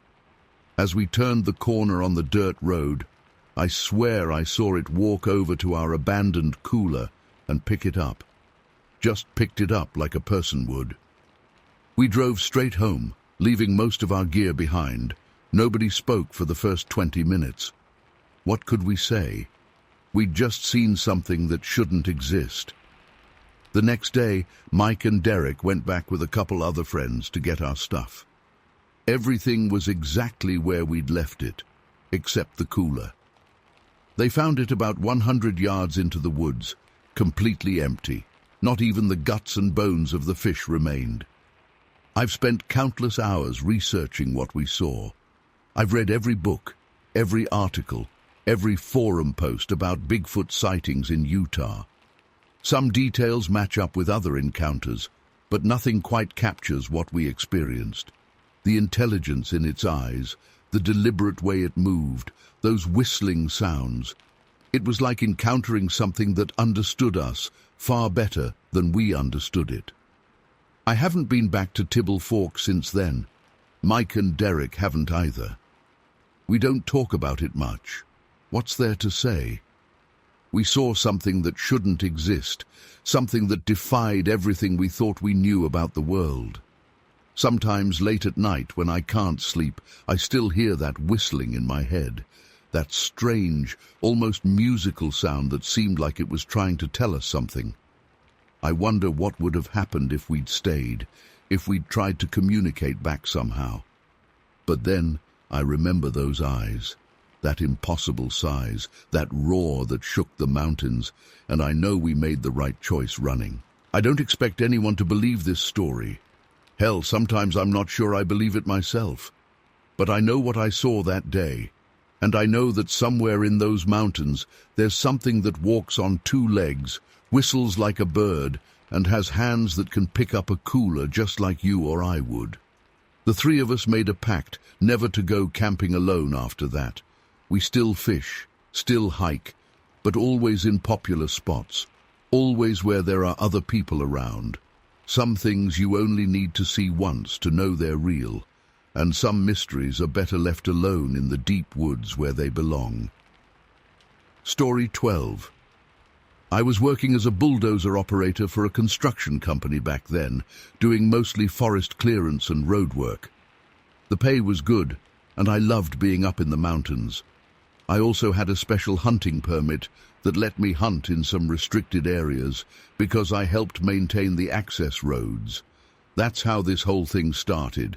It was early October, crisp autumn weather, perfect for hunting.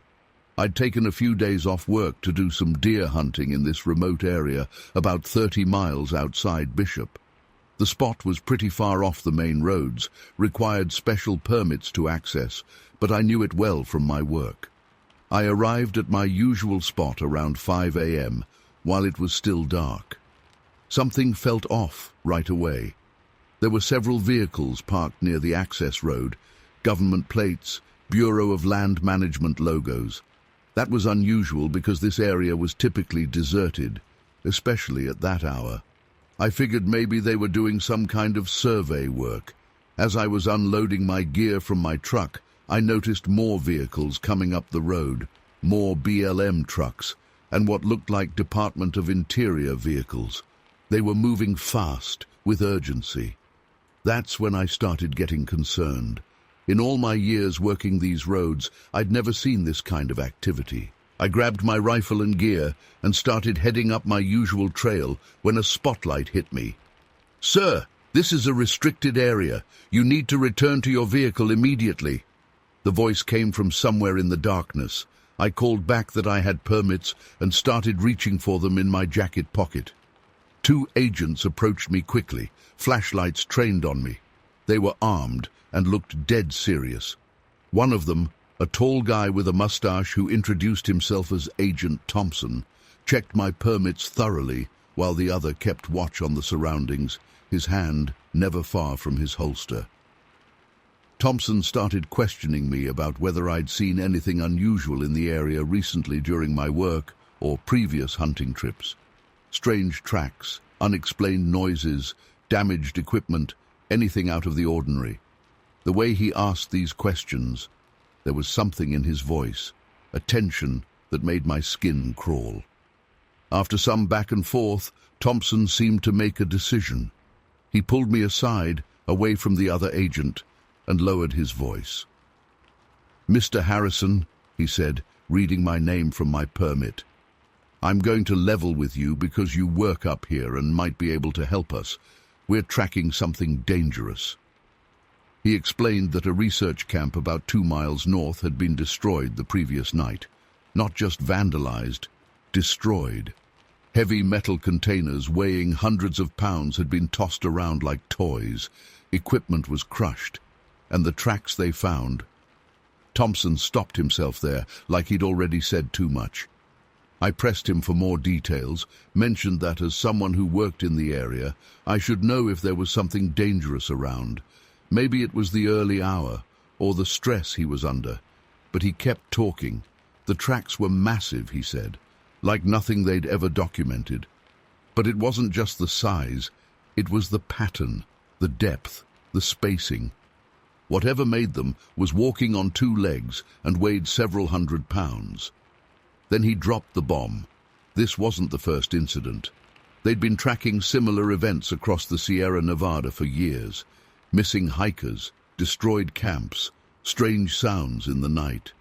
All kept quiet, explained away as bear attacks or mountain lion encounters.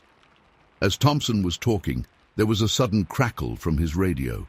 A voice came through, urgent, but trying to stay quiet.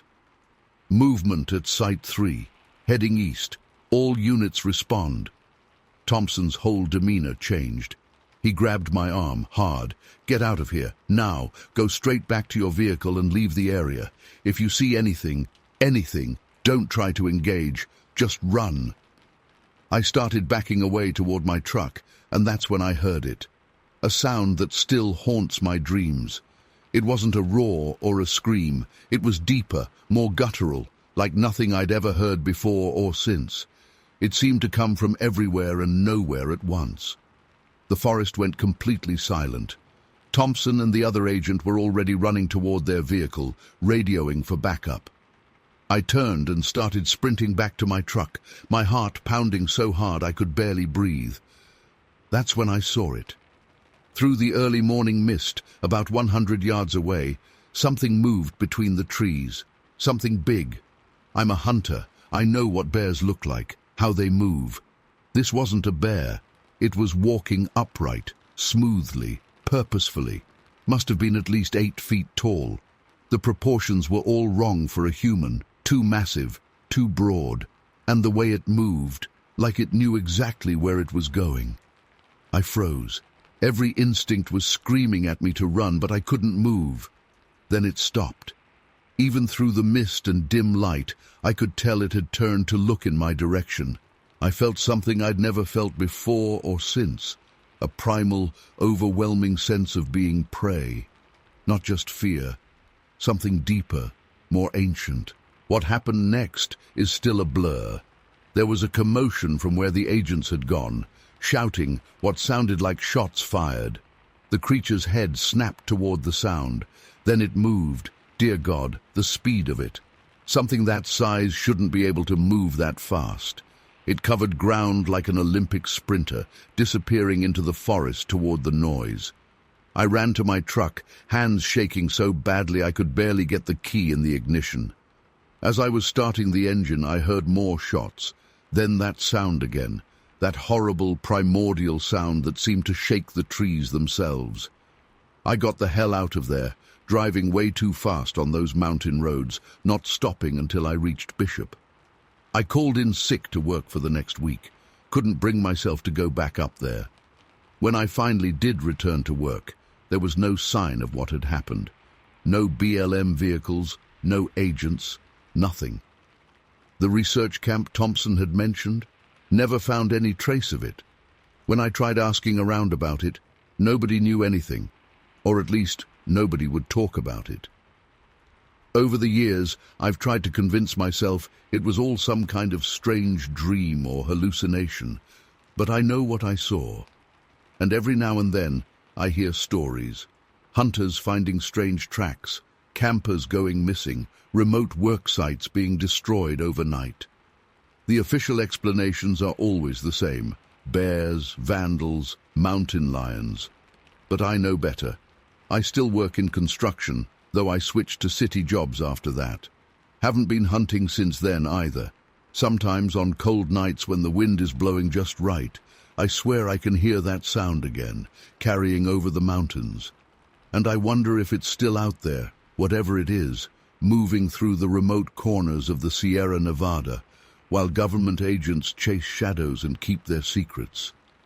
I don't expect anyone to believe this story. Hell, most days I barely believe it myself.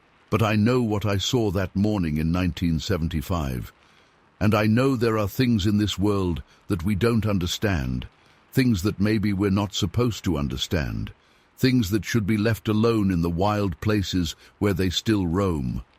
One final thing. I've never told this story before because, honestly, who would believe it? But last week, I got a strange letter in the mail.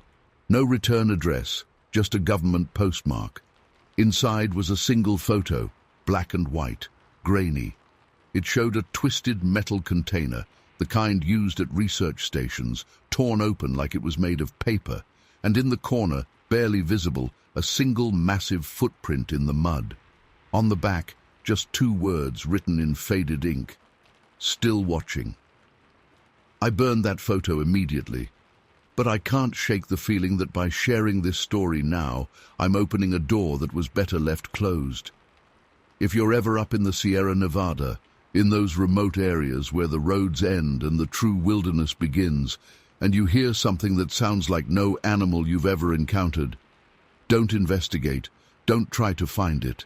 Just run. Run as fast as you can, and don't look back. Some mysteries aren't meant to be solved. Story 13. That day started like any other. It was late August, and the air had that particular heaviness that comes before fall sets in. Sarah and I had been collecting interesting rocks near the edge of the woods. We had this silly idea of starting a museum in her garage. Looking back now, I realize how close we were to the area that I later learned contained sacred Onondaga caves, but at the time, we were just 2 kids messing around. It was getting close to dinner time, maybe around 5:30 p.m., and the shadows were starting to get longer. We should have headed home already, but we kept saying just 5 more minutes like kids always do. The woods were unusually quiet that evening. I remember that detail so clearly because normally you'd hear all sorts of birds and small animals. But there was this weird stillness that I didn't really notice at the time, but now haunts me when I think back to it. I was crouched down, examining what I thought might be a piece of quartz, when I heard Sarah make this strange choking sound. Before I could even turn around, I felt this presence. It's hard to explain, but it was like when you can feel someone standing right behind you, except this felt massive. Then came the smell, like wet dog mixed with something rotting, so strong it made my eyes water. That's when it happened. This enormous black arm, and when I say enormous, I mean it was thicker than my whole body, shot out from behind a cluster of trees. It was reaching for Sarah, who was maybe 10 feet away from me. The arm was covered in this thick, matted black hair, and the hand, God, the hand was huge, with fingers that looked like they could crush a watermelon. Sarah screamed, and I swear it was the most terrifying sound I've ever heard. She stumbled backward and fell, and I just sat there, frozen, still holding that stupid piece of quartz. The arm withdrew as quickly as it had appeared, and that's when we saw it. Rising up behind the trees was this being. I don't even know how else to describe it. The trees in that area were good-sized, maybe 6 to 8 feet tall, and this thing's head and shoulders cleared them easily. It was massive, just massive.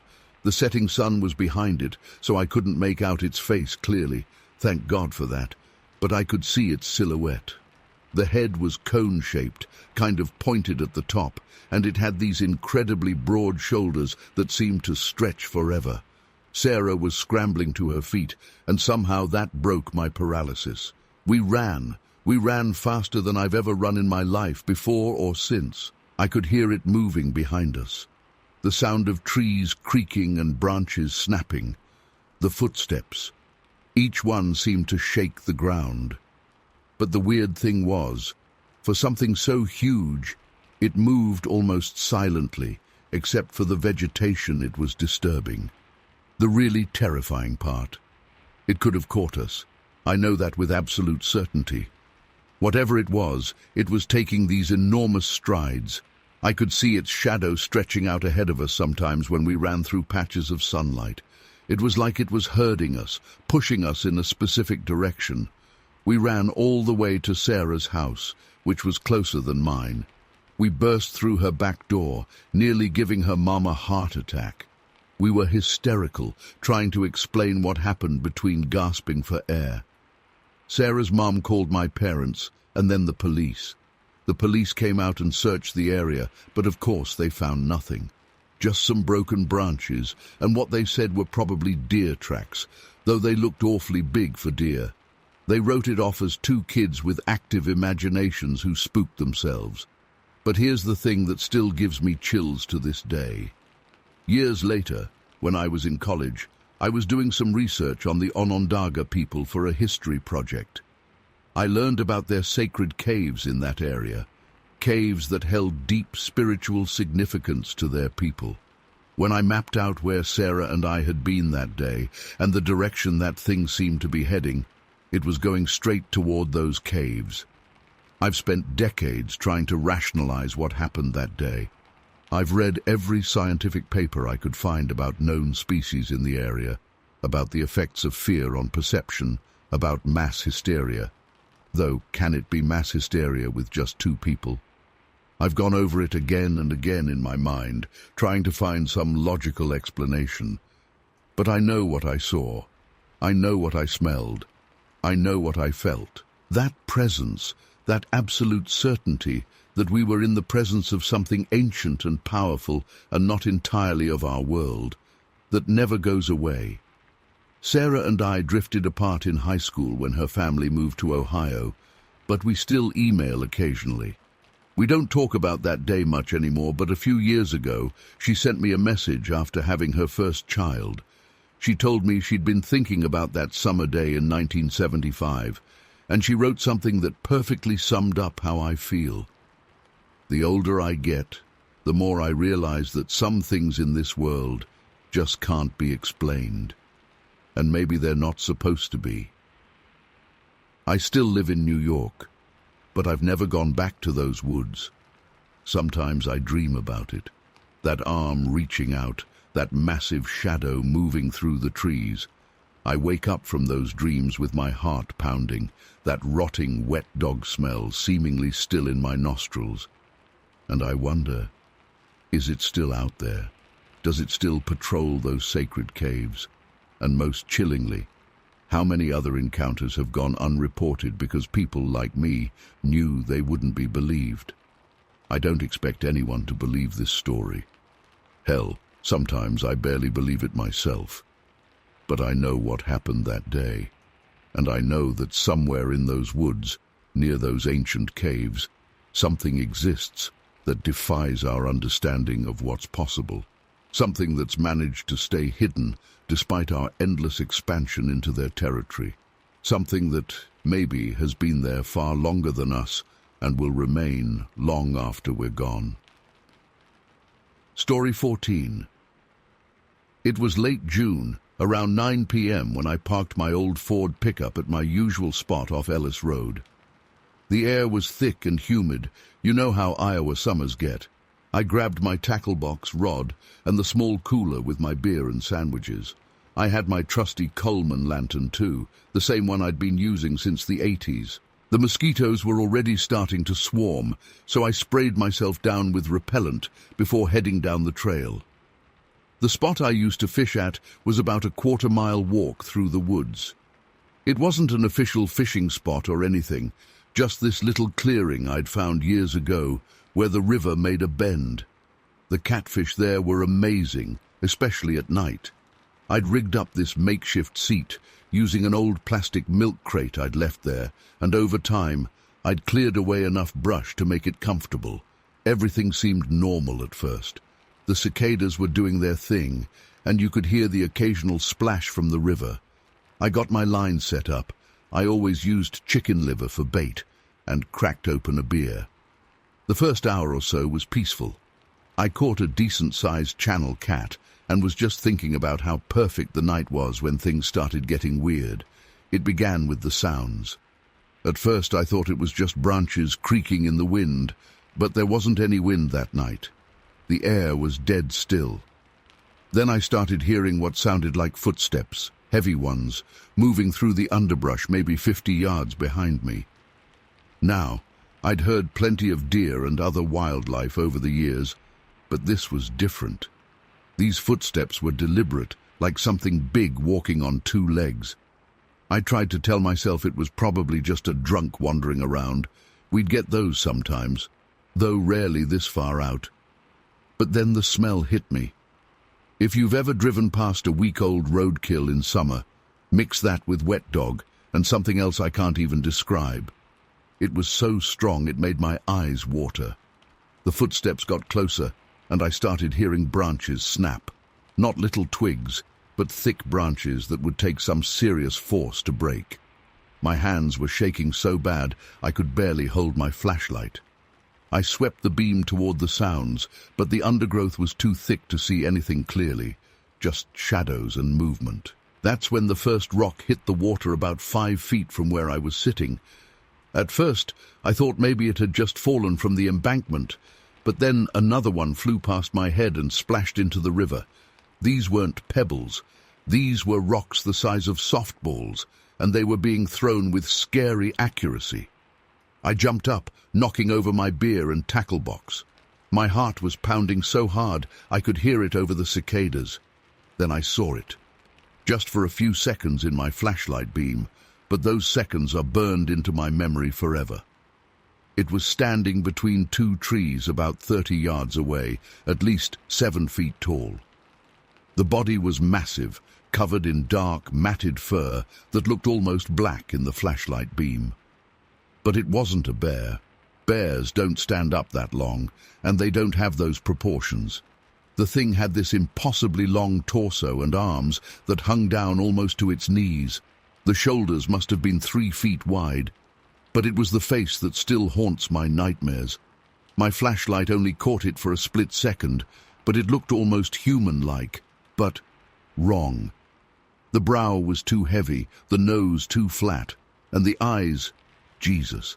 The eyes reflected my flashlight beam like a deer's, but they were huge and seemed to glow with this yellowish tinge. When it saw me looking at it, it made this sound. Not quite a growl, not quite a roar. It was deeper than any sound I've ever heard an animal make, and it seemed to vibrate in my chest. That's when I dropped the flashlight and ran. I didn't even think about my gear. I just ran like hell back toward my truck. The thing followed me. I could hear it crashing through the woods parallel to the trail, breaking branches and making these awful grunting sounds. More rocks flew past me. One hit me in the shoulder hard enough to leave a bruise that lasted for weeks. I was crying, praying, probably screaming too. I honestly thought I was going to die. I've never run that fast in my life. My lungs were burning, branches were whipping my face, but I didn't slow down. I could hear it getting closer, and the smell was overwhelming. Just as I thought I couldn't run another step, I burst out of the tree line and saw my truck. My hands were shaking so bad I dropped my keys twice before I got the door unlocked.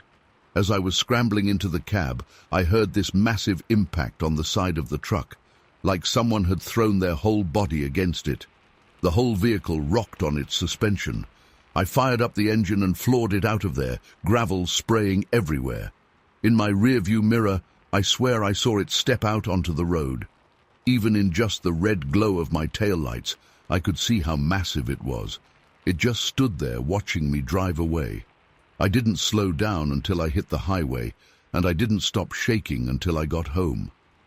The next morning, I found a massive dent in the driver's side of my truck, about 5 feet up from the ground. There were also these weird marks in the dust on the truck, like huge fingerprints, but not quite human.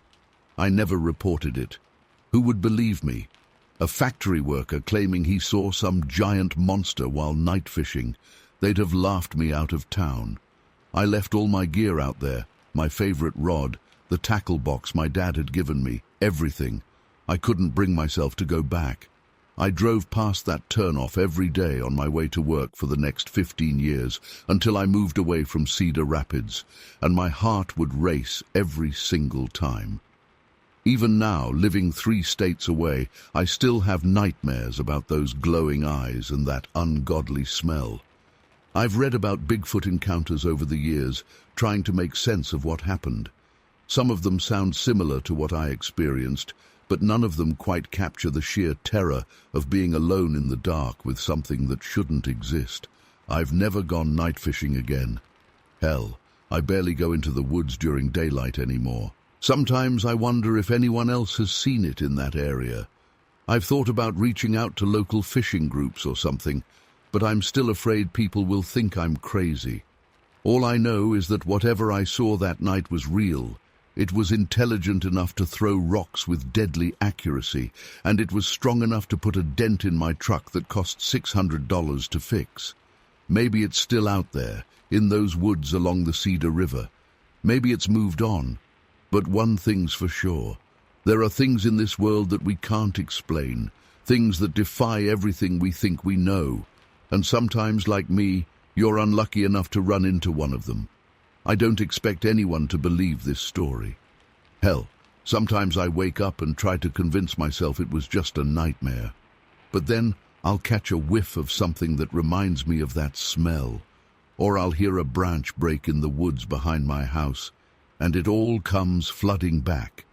Every detail is as clear as if it happened yesterday, not 30 years ago. Some things you just can't forget, no matter how hard you try. Story 15. It was October 1999, and I'd been bow hunting in those Tennessee woods for nearly 15 years at that point. Had my favorite spot and everything, this old oak tree that was perfect for my tree stand. The location was about 2 miles deep into some pretty dense forest, far enough that most other hunters didn't bother going out there. I liked the solitude, you know, just me, my bow, and nature. That morning started like any other hunting day. Got up at 4 a.m., had my usual breakfast of black coffee and a couple pieces of toast, and headed out while it was still dark. The air was crisp, one of those perfect fall mornings where your breath makes little clouds in front of your face. I remember being in a particularly good mood because the weather had finally cooled down after an unusually warm September. I always parked my truck at this little clearing about a mile from my hunting spot. The walk in was familiar. I could have done it blindfolded, but something felt different that morning. You know that feeling when the woods are too quiet? When even the early morning birds seem to be holding their breath? That's what it was like. The first sign that something was wrong hit me when I was about 200 yards from my tree. There was this smell, kind of like wet dog mixed with something rotting but different, more musky. I'd never smelled anything quite like it before or since, but I figured maybe there was a dead deer nearby or something. Then I saw my tree. Look, this was a massive oak, had to be at least 80 years old. My tree stand had been secured to it for 3 seasons, but when I got there the tree was wrong. At first, in the pre-dawn light, I thought maybe I was at the wrong spot. But no, there was my stand, still attached, but the entire tree was leaning at about a 45-degree angle. The root system was partially torn up on one side, like something had pushed it over. Now, we'd had some storms that week, but nothing that could have done this kind of damage, and none of the other trees around it were affected. Just mine. I stood there for probably 5 minutes just staring at it, trying to make sense of what I was seeing. I'm not proud of what I did next, but I was stubborn. Instead of turning around like any sane person would have done, I decided to climb up anyway. The tree was stable enough. It was leaning against some other trees, and I figured I could still hunt from it. Looking back, I can't believe how stupid that was. It took me longer than usual to climb up because of the angle, but I managed to get to my stand. I remember checking my watch. It was about 6:15 a.m., and the sun was just starting to peek through the trees. I got settled in, nocked an arrow, and tried to calm my nerves. Something still felt off, but I told myself I was just being paranoid. Around 7:30 I heard it. At first I thought it was just branches breaking. You hear that all the time in the woods, usually from deer. But this was different. The sounds were coming from multiple directions, like something was circling my position. And whatever it was big, way too big to be a deer. Then the tree started to shake, not like when a gust of wind hits it. This was rhythmic, almost like something was testing it. I grabbed onto my safety harness and tried to stay absolutely still. That's when I saw it. This massive black hand reached up from behind the trunk. The fingers had to be at least 8 inches long, and the palm was wider than my chest. The skin... God, the skin was like nothing I'd ever seen before. It was black, but not like human black skin. It was more like wet leather, and it had this weird sheen to it, almost iridescent in the morning light. I was frozen in place, watching this hand feeling around the tree. Then it started reaching toward my boot. I did the only thing I could think of. I pointed my arrow at it. The hand stopped moving for a second, then actually reached for the arrow. I couldn't believe what I was seeing. The fingers wrapped around the shaft, and then the broadhead cut into whatever this thing was. The scream that followed, I still hear it in my nightmares. It wasn't like any animal I'd ever heard. It started low, almost like a bear's growl, but then it rose to this pitch that made my ears ring. I swear it was so loud that birds flew out of trees half a mile away. The hand disappeared, and that's when all hell broke loose. Whatever it was started moving away from my tree, but not like any animal I'd ever seen. It was pushing smaller trees over like they were twigs. I could track its movement by watching the treetops falling in its wake. The sound was incredible, like a bulldozer plowing through the forest, but faster than any machine could move. I sat in that tree for another 2 hours, too terrified to move. When I finally got the courage to climb down, my legs were shaking so bad I nearly fell. The ground around my tree was torn up, huge footprints, but they were messed up from all the debris and I couldn't get a clear look at them. The grass and leaves had this weird, matted down look, like something huge had been lying there, watching me climb up. I found a few drops of blood where the thing had cut itself on my arrow. It was dark, almost black, and had this strange, oily sheen to it. By the time I thought to try to collect a sample, it had already soaked into the ground. The weirdest part? When I went back the next day with a couple of buddies, no way I was going alone. The tree was standing straight up again.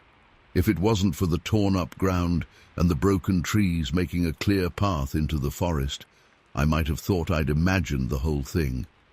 I sold my bow the next week. Haven't been hunting since. Sometimes people ask me why I quit, and I just tell them I lost interest. How do you even begin to tell someone something like this? They'd think you were crazy. Hell, sometimes I think I'm crazy. But then I remember that scream and that hand, that impossible hand reaching for my arrow. I've spent countless hours researching what it might have been, read every book and article I could find about strange encounters in the Tennessee woods, found some similar stories, but nothing quite like what I experienced. The locals have their theories, Bigfoot mostly, but what I saw that day doesn't match up with most Bigfoot descriptions. The hand was just too different, too wrong. These days I don't go into the woods anymore, not even during the day.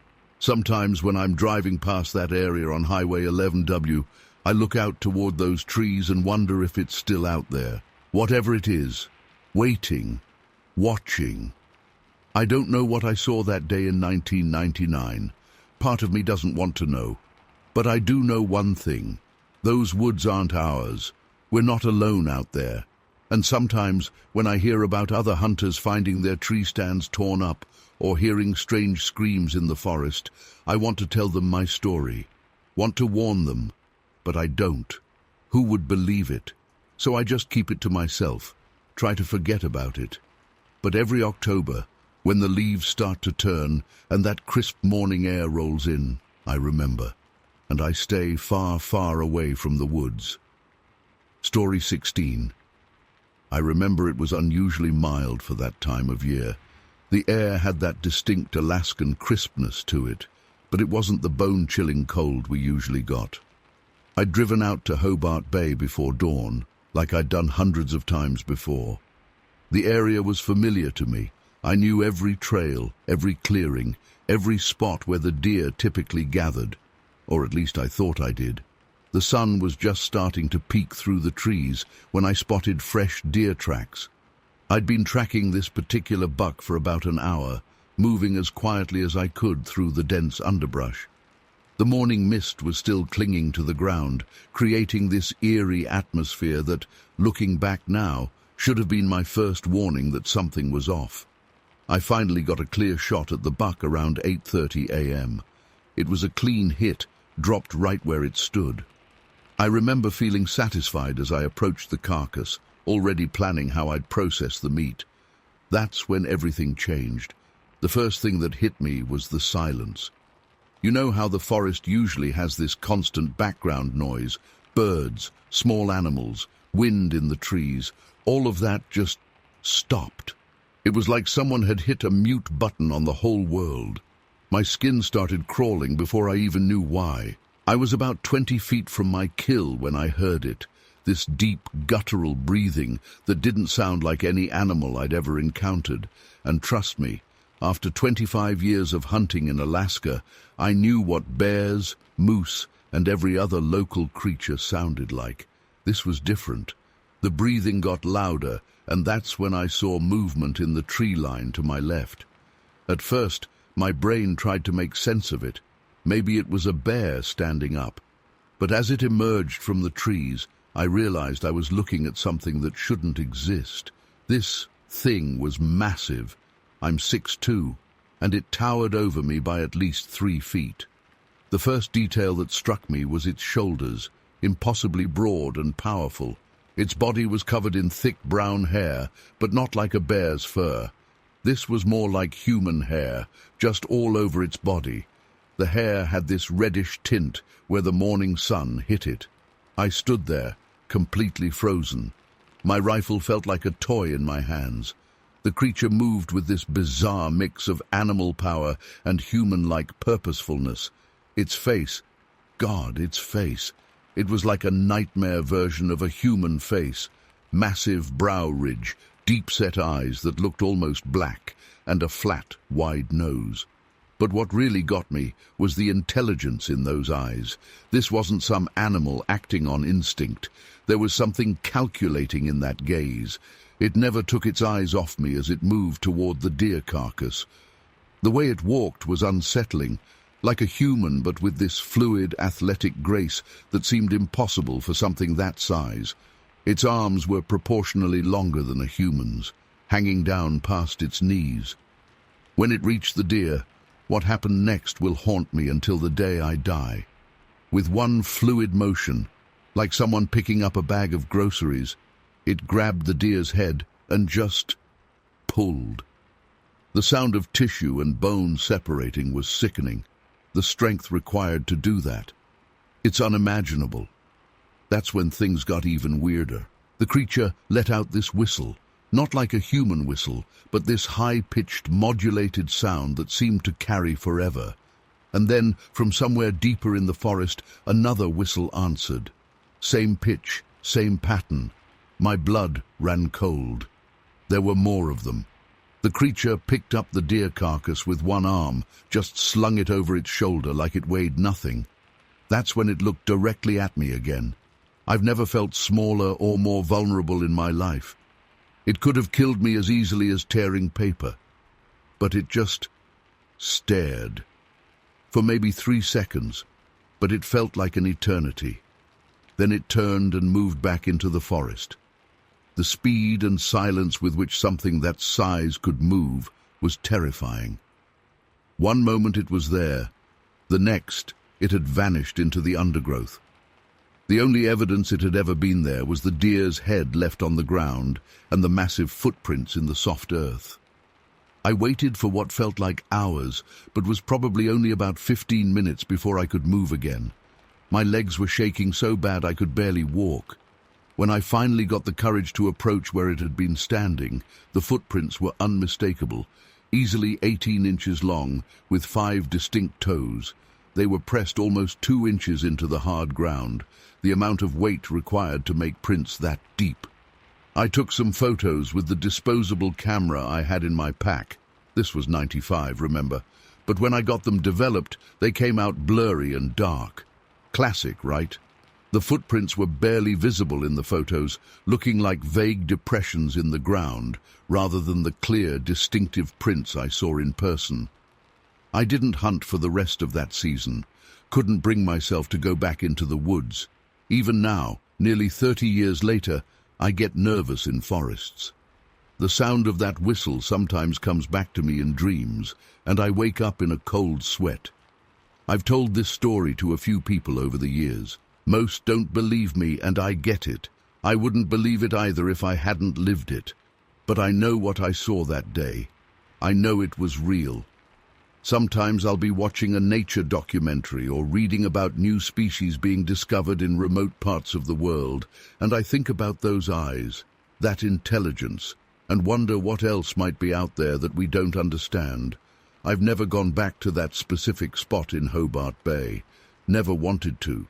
But sometimes I wonder if it's still there, if that creature and others like it are still roaming those woods just beyond the edge of where we think the world makes sense. The thing that still gets me, that keeps me up some nights, is the whistling. Why did it communicate like that? Was it calling for help with the deer, warning others about my presence, and why didn't it harm me? It clearly could have. These questions have haunted me for decades, and I doubt I'll ever get answers. I retired from hunting 5 years ago. Officially, I told everyone it was because of my knee problems, and that's partly true. But really, I just can't shake the feeling that I'm not the observer anymore when I'm in the woods. I'm the observed. That day changed everything I thought I knew about the natural world, about what's possible and what isn't. I'm sharing this now because I'm tired of carrying it alone. Maybe someone else out there has seen something similar. Maybe there are others who know what it's like to have their entire worldview shattered in the span of a few minutes. All I know is that what I saw that day in Hobart Bay was real, and no amount of rationalization or skepticism will ever convince me otherwise. Story 17. I've been holding this story inside for 16 years now. Even today, my hands are shaking as I type this. What happened that night in Burlington changed how I see the world forever. I need to get this off my chest, even if some people won't believe me. It was mid-October 2008, and me and 3 of my closest friends, Mike, Jake, and Steve, decided to do some camping about 30 miles outside Burlington, New Jersey. We'd been going there for years, always the same spot near this old fire road that cuts through the woods. It was close enough to civilization that we felt safe, but remote enough to feel like a real outdoor experience. We knew there was a military base somewhere in the area, but it had never been an issue before. That night started like any other camping trip. We got there around 4 p.m., set up our 2 tents, got a fire going, and cracked open some beers. Nothing unusual. The weather was perfect, clear skies, temperature in the low 50s. We had our usual camping gear plus Mike's new rifle. He'd just gotten his hunting license and wanted to try some target practice the next morning. Everything was fine until about 11 p.m. We were sitting around the fire, just bullshitting about work and life, when this smell hit us. If you've ever driven past a dead animal that's been baking in the sun for days, multiply that by 10. It was this horrific mix of rotting meat and wet dog. Steve actually gagged. Then we heard it. This deep, rumbling sound that wasn't quite a growl but wasn't human either. It was coming from the tree line behind our tents, maybe 50 yards away. The fire was still going strong, so we couldn't see past the first few trees, but I remember the dead silence that followed. No crickets, no owls, nothing. Just that oppressive quiet you get right before a storm. Jake grabbed the flashlight, and that's when we saw the eyes. 2 huge, reddish-amber reflections about 8 feet off the ground. My brain couldn't process what I was seeing at first. Bears don't get that tall, and they definitely don't stand upright that long. The thing stepped forward into the firelight, and I swear my heart stopped. It was massive, easily 8.5 feet tall, with shoulders twice as wide as any bodybuilder I've ever seen. But it wasn't just the size that terrified me. It was how human-like it moved, yet completely wrong at the same time. Its arms were too long, hanging down past its knees, and its hands, God, its hands were huge, with these thick fingers that looked like they could crush a baseball. The creature was covered in this thick black fur that almost seemed to shine in the firelight. Not matted or scraggly like a bear's fur. This was sleek, almost well-kept. Its face is what still haunts my nightmares. It had this pronounced brow ridge that shadowed its eyes, making them look sunken and intelligent. The nose was flat and wide, almost gorilla-like, but the jaw was massive, with lips that pulled back to reveal teeth that looked yellowed and sharp. We were frozen for what felt like forever, but was probably only seconds. Then it took another step forward, and Mike snapped out of it first. He ran for his tent where his rifle was. The creature's head snapped toward the movement, and it let out this sound, not a roar, but this deep, guttural howl that vibrated in my chest. Mike got his rifle and fired 2 shots. I know he hit it because the thing jerked back, and we could see the fur on its chest mat down with what looked like blood. But it didn't fall. It didn't even stumble. It just got angry. What happened next is still a blur. The creature charged forward, moving faster than anything that size should be able to move. We scattered. I remember grabbing my car keys from beside the log I was sitting on and running. I could hear the others running too, branches snapping, people yelling. The creature was behind us, and the sound of it moving through the forest was like a truck plowing through undergrowth. We somehow all made it to my car, a 2006 Subaru Outback, parked about 200 yards from our campsite. I fumbled with the keys, hands shaking so bad I could barely hit the unlock button. We piled in, and I could see it in the rearview mirror, charging down the fire road toward us. I've never started a car so fast in my life. I floored it down that dirt road, doing 70 mph on a surface that should have destroyed my suspension. The headlights were bouncing everywhere, but in my rearview mirror I could see it. This massive black shape running on 2 legs, keeping pace with my car. It didn't move like a person running. Its strides were too long, its arms pumping in this weird, exaggerated way.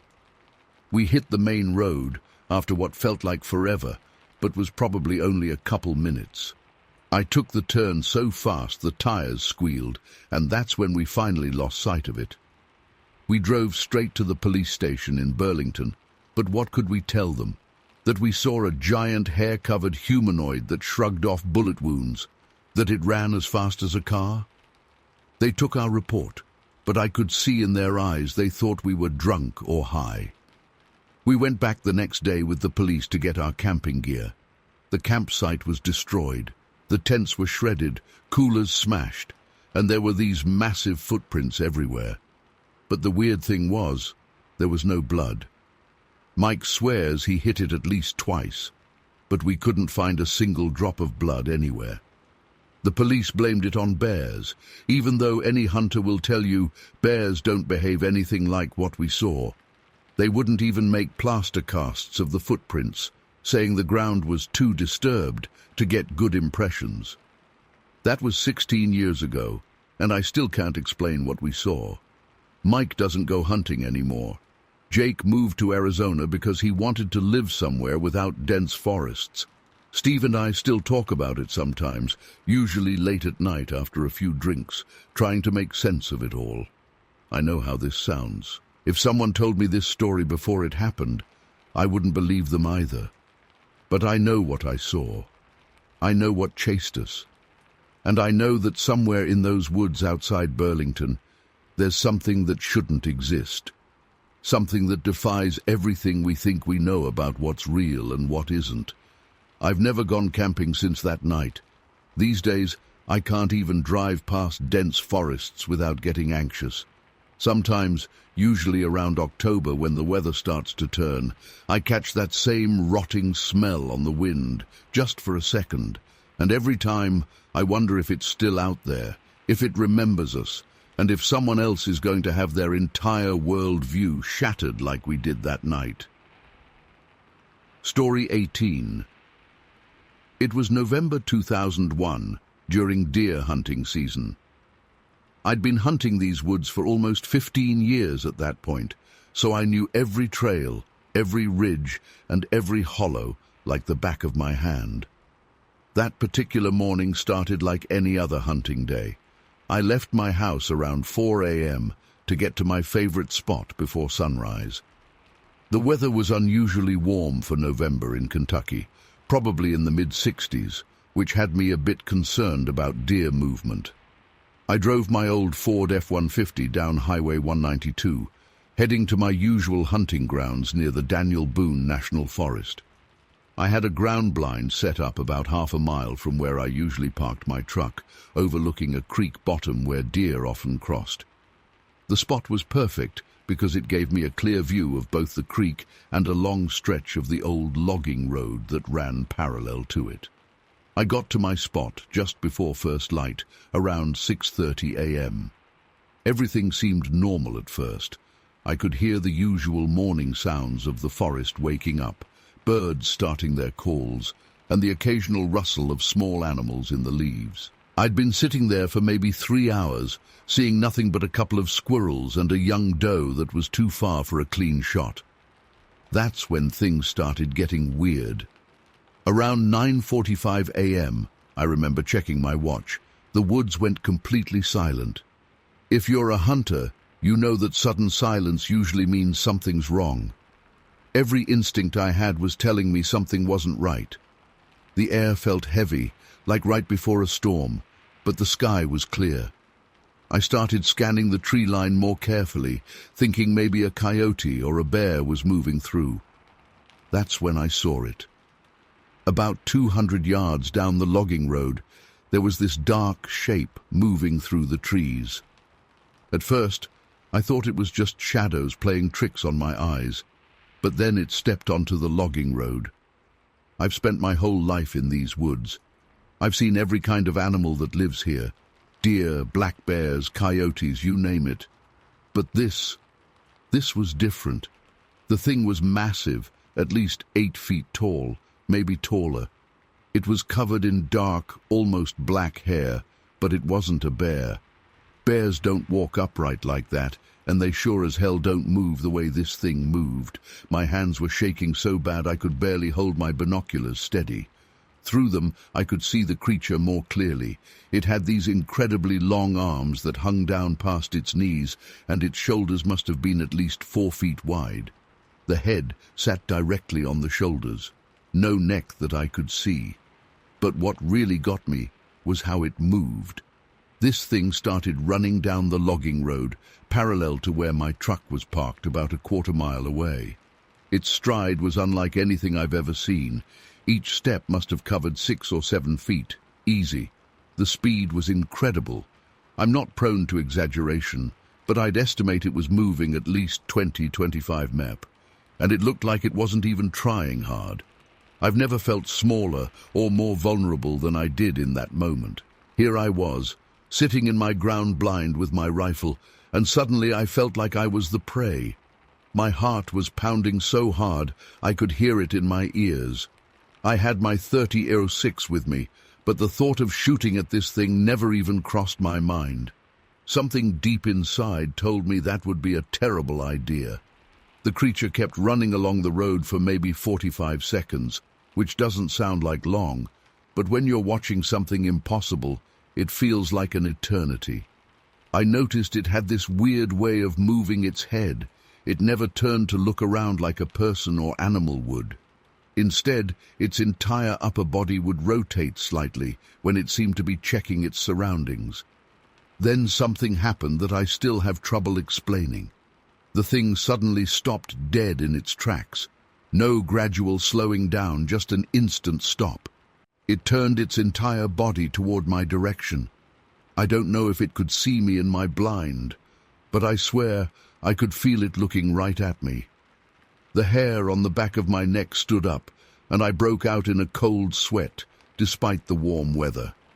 For what felt like forever, but was probably only a few seconds, we were locked in this bizarre standoff. I couldn't see its face clearly from that distance, even with my binoculars, but I could make out that it had a massive, broad head that seemed to slope directly into its shoulders. The proportions were all wrong for any animal I know. Then it did something that still gives me nightmares. It lifted its arm and seemed to point directly at me. Not like a person points, with one finger, but with its entire hand, palm facing my direction. I know how crazy this sounds, but I swear on everything I hold dear that this happened. The next moment, it turned and moved into the forest perpendicular to the logging road. The way it disappeared into the trees was uncanny. 1 second it was there, the next it was gone, despite its massive size. The vegetation barely moved as it passed. The silence continued for another minute or so before the normal forest sounds slowly started returning. I sat there for probably another hour, too terrified to move. My legs were shaking so bad I wasn't sure I could walk. When I finally got up the courage to leave my blind, I practically ran back to my truck. I kept looking over my shoulder the whole way, feeling exposed and vulnerable in a way I'd never experienced before in these woods. When I got to my truck, I noticed something that made my blood run cold. There were tracks on the logging road, not clear prints, but long scuff marks in the dirt, spaced about 6 to 7 feet apart, just like I'd estimated from its stride. They went on for about 50 yards before disappearing into the forest. I drove home in a daze, my hands shaking on the steering wheel. I didn't tell anyone about what happened for weeks. Who would believe me? Even now, 20-plus years later, I sometimes wonder if I really saw what I think I saw. But then I remember those tracks, that impossible speed, and that moment when it pointed at me, and I know it was real. I still hunt, but never in that spot again. In fact, I avoid that whole section of the county now. Sometimes when I'm in the woods, I'll get that same feeling of heavy silence, and my heart starts racing. I immediately pack up and leave when that happens. Some things you only need to see once to know they're real, and to know that you never want to see them again. I've read other people's encounters with similar creatures, and some details match up with what I saw. But I've never heard of one moving at such high speeds, or that pointing gesture. I don't know what it was trying to communicate, if anything. Maybe it was a warning. All I know is that day changed how I see the woods forever. There are things out there that we don't understand, and maybe we're not meant to. Story 19. That particular Saturday in September 1990 started like any other weekend trip. We'd gotten to the forest around 4 p.m., unloaded our ATV from the truck, and spent a few hours exploring some of the lesser-known trails. Sarah and I had been to Daniel Boone dozens of times before, but we always tried to find new spots to check out. The weather was perfect, not too hot, with just a slight chill in the air that told us fall was coming. We had our usual gear with us, some snacks, water, basic tools, and a couple of flashlights. I remember Sarah wanted to head back before dark, but I convinced her to stay out longer because the sunset was so beautiful that evening. That decision still haunts me to this day. It must have been around 8:30 p.m. when we found ourselves near this small lake we'd never seen before. The moon was nearly full, so visibility wasn't terrible, but we had our ATV's headlight on just to be safe. We decided to take a short break by the water. The lake was maybe 200 yards across, surrounded by dense forest. Everything was so peaceful. We could hear crickets chirping, and there was this light mist hanging just above the water's surface. Sarah was sitting on a fallen log, and I was standing near the ATV, just taking in the scenery. That's when everything changed. The crickets suddenly went silent. You know how people always talk about that in scary stories? Well, it really happened. It was like someone had hit a mute button on the whole forest. Sarah noticed it too. I saw her sit up straighter, and she gave me this look that I'll never forget. Then we heard it. At first, it was just the sound of branches breaking somewhere in the tree line to our left, maybe 50 yards away. But this wasn't like a deer or even a bear moving through the brush. The sounds were too heavy, too deliberate. I remember thinking it had to be someone else out there, maybe another ATV rider or a hiker with a flashlight. But there were no lights, just these heavy footsteps getting closer. Sarah stood up and walked over to me, grabbing my arm. We both stared into the darkness, trying to make out what was making those sounds. That's when we saw it step into a patch of moonlight between two large trees. I've spent 30 years trying to rationalize what I saw that night, but I can't. This thing was massive, at least 8 feet tall, maybe even taller. It wasn't just tall, though. It was broad, with massive shoulders that seemed to span the width of our ATV. The creature was covered in dark hair, but it wasn't like a bear's fur. It was longer, more matted in some places. Its arms were incredibly long, hanging down past its knees. But what I remember most clearly was its face. Even in the moonlight I could see its features. It had this massive brow ridge that cast shadows over its eyes, but I could still see them reflecting the moonlight. They looked intelligent. That's what terrified me the most. This wasn't just some animal. There was something behind those eyes that was thinking, analyzing us. We stood there frozen for what felt like forever, but was probably only a few seconds. Then it happened. The creature let out this sound that I still hear in my nightmares. It wasn't like any animal I'd ever heard before or since. It started as this deep, guttural growl that you could feel in your chest, then built into this roar that was so loud it seemed to shake the trees around us. Sarah screamed, and I practically threw her onto the ATV. I jumped on and started the engine, and that's when things got even more terrifying. The creature charged at us.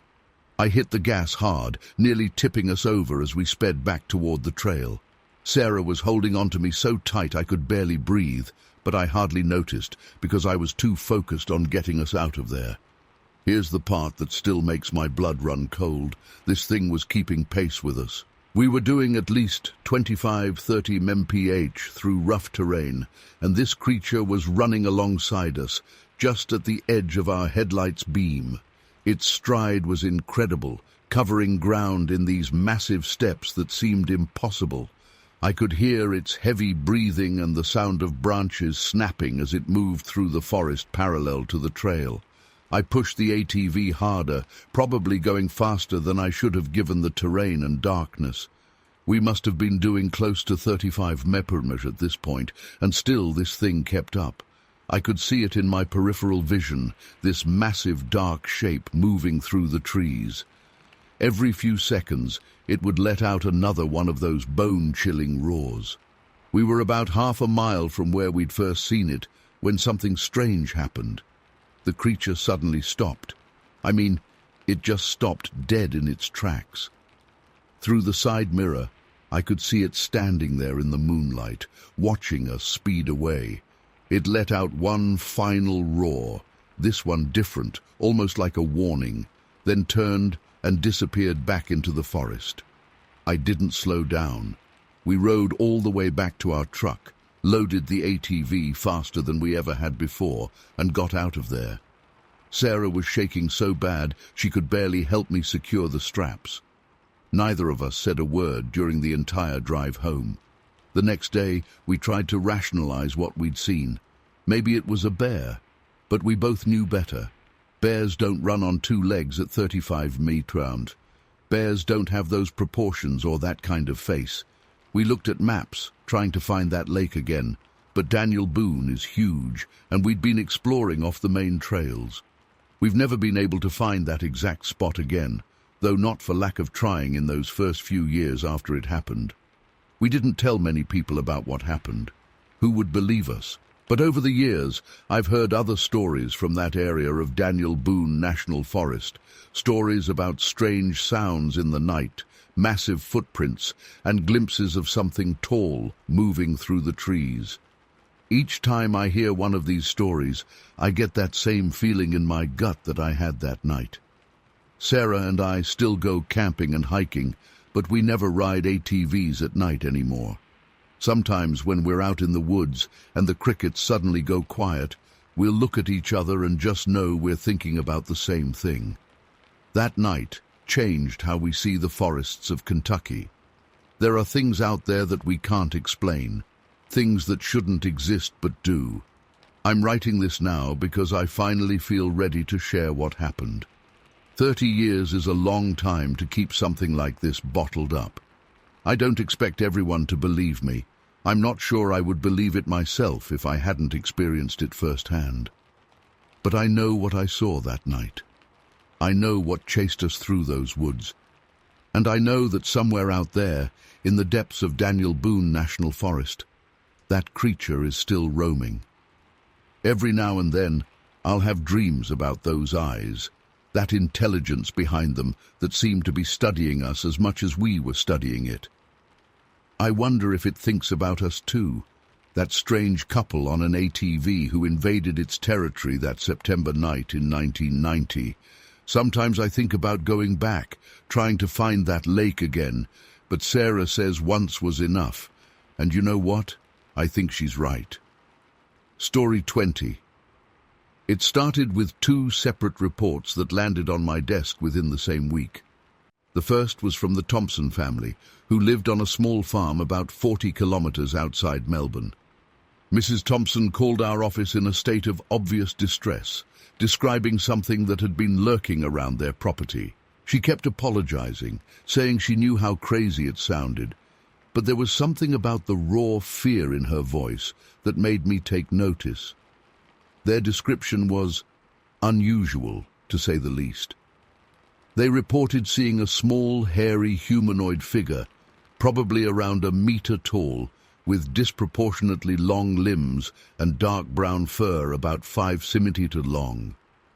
The second report came from a group of teenagers who'd been camping in the bush about 15 kilometers from the Thompson property. They described something much larger, around 2.2 meters tall, with unusually long arms and grey fur. Under normal circumstances, I might have dismissed these as pranks or misidentifications, but there were too many consistencies in the details, especially regarding the abnormally long limbs. I decided to investigate the Thompson property first. When I arrived, the atmosphere was tense. Mr. Thompson met me at their gate, shotgun in hand. He hadn't slept properly in days, and it showed. Their property was modest, a small farmhouse surrounded by eucalyptus trees, with a few sheep grazing in the distance. As we walked the perimeter, he showed me where they'd found strange prints in their vegetable garden, and places where their fence had been damaged in ways that didn't make sense for normal wildlife. But it was when Mrs. Thompson showed me their chicken coop that things got really unsettling. Something had torn through the wire mesh, not from the outside in, but from the inside out. 3 chickens were missing, but there was barely any blood or feathers. Whatever had taken them had been methodical, almost surgical in its precision. I spent the afternoon setting up motion sensor cameras around their property. The sun was setting when I finished, and Mrs. Thompson insisted I stay for dinner. I agreed, mainly because I wanted to gather more details about their sightings. That's when their teenage son, Mark, mentioned something that made my blood run cold. He'd been hearing strange vocalizations at night. Not like any animal he knew, but almost like someone trying to mimic human speech without understanding the words.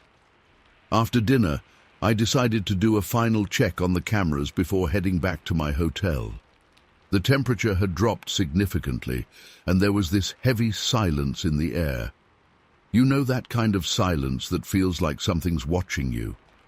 I had my torch in one hand and my equipment bag in the other as I walked the property line. That's when I heard it. It wasn't loud, but it wasn't trying to be quiet either. A sort of shuffling sound, followed by what I can only describe as breathing, deep, rhythmic breathing that seemed to come from something much larger than any native wildlife. I switched off my torch, stupid mistake in retrospect, and stood completely still, trying to pinpoint the direction of the sound. Then I saw it. About 30 meters away, partially hidden behind a eucalyptus tree. At first, I thought it was just shadows playing tricks on my eyes, but then it moved. The smaller one, about a meter tall, exactly as the Thompsons had described. Its proportions were all wrong, arms too long, reaching almost to the ground, covered in that dark brown fur they'd mentioned.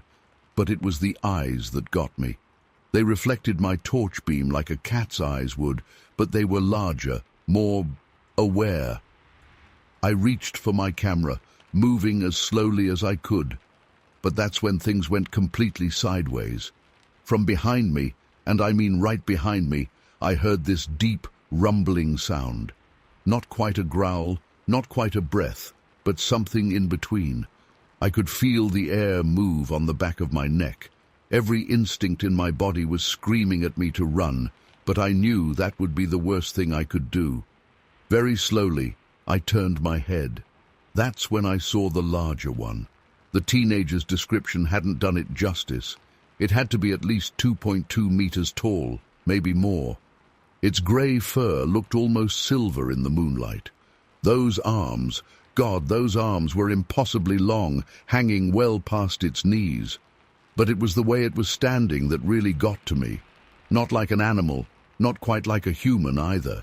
It was studying me, head slightly tilted, with an intelligence that felt ancient and alien at the same time. Time seemed to stop. I couldn't tell you if we stood there for seconds or minutes. My torch beam was shaking so badly I could barely keep it steady. The smaller one had moved closer while I was distracted by its larger companion. They seemed to be communicating somehow, though I couldn't hear anything. Just these subtle movements, almost like sign language, but not quite. Then, without warning, both creatures just turned and walked away. Not running, not rushing, just this deliberate, almost casual movement into the darkness. Their gait was unlike anything I'd ever seen, fluid, but somehow wrong, like watching someone trying to move underwater. I stood there for what felt like hours, my heart pounding so hard I could hear it in my ears. When I finally got the courage to move, I practically ran back to the Thompsons' house. They'd heard nothing, seen nothing. The cameras, when I checked them the next day, showed only static during the time of my encounter. The strange thing is, after that night, all the unusual activity in the area just stopped. No more livestock deaths, no more strange prints, no more sightings. I submitted my official report, of course, but I kept many details out of it. Who would believe me? I had no evidence, no photos, nothing but my own experience. I left my position a few months later, couldn't handle being out in the field anymore, especially at night. Moved to a desk job in the city. It's been years now, but I still think about that night. Sometimes I wonder if I imagined it all, if the stress and isolation of the job had gotten to me. But then I remember those eyes, that intelligent, calculating look, and I know what I saw was real. I've never encountered anything like it since, and honestly, I hope I never do again.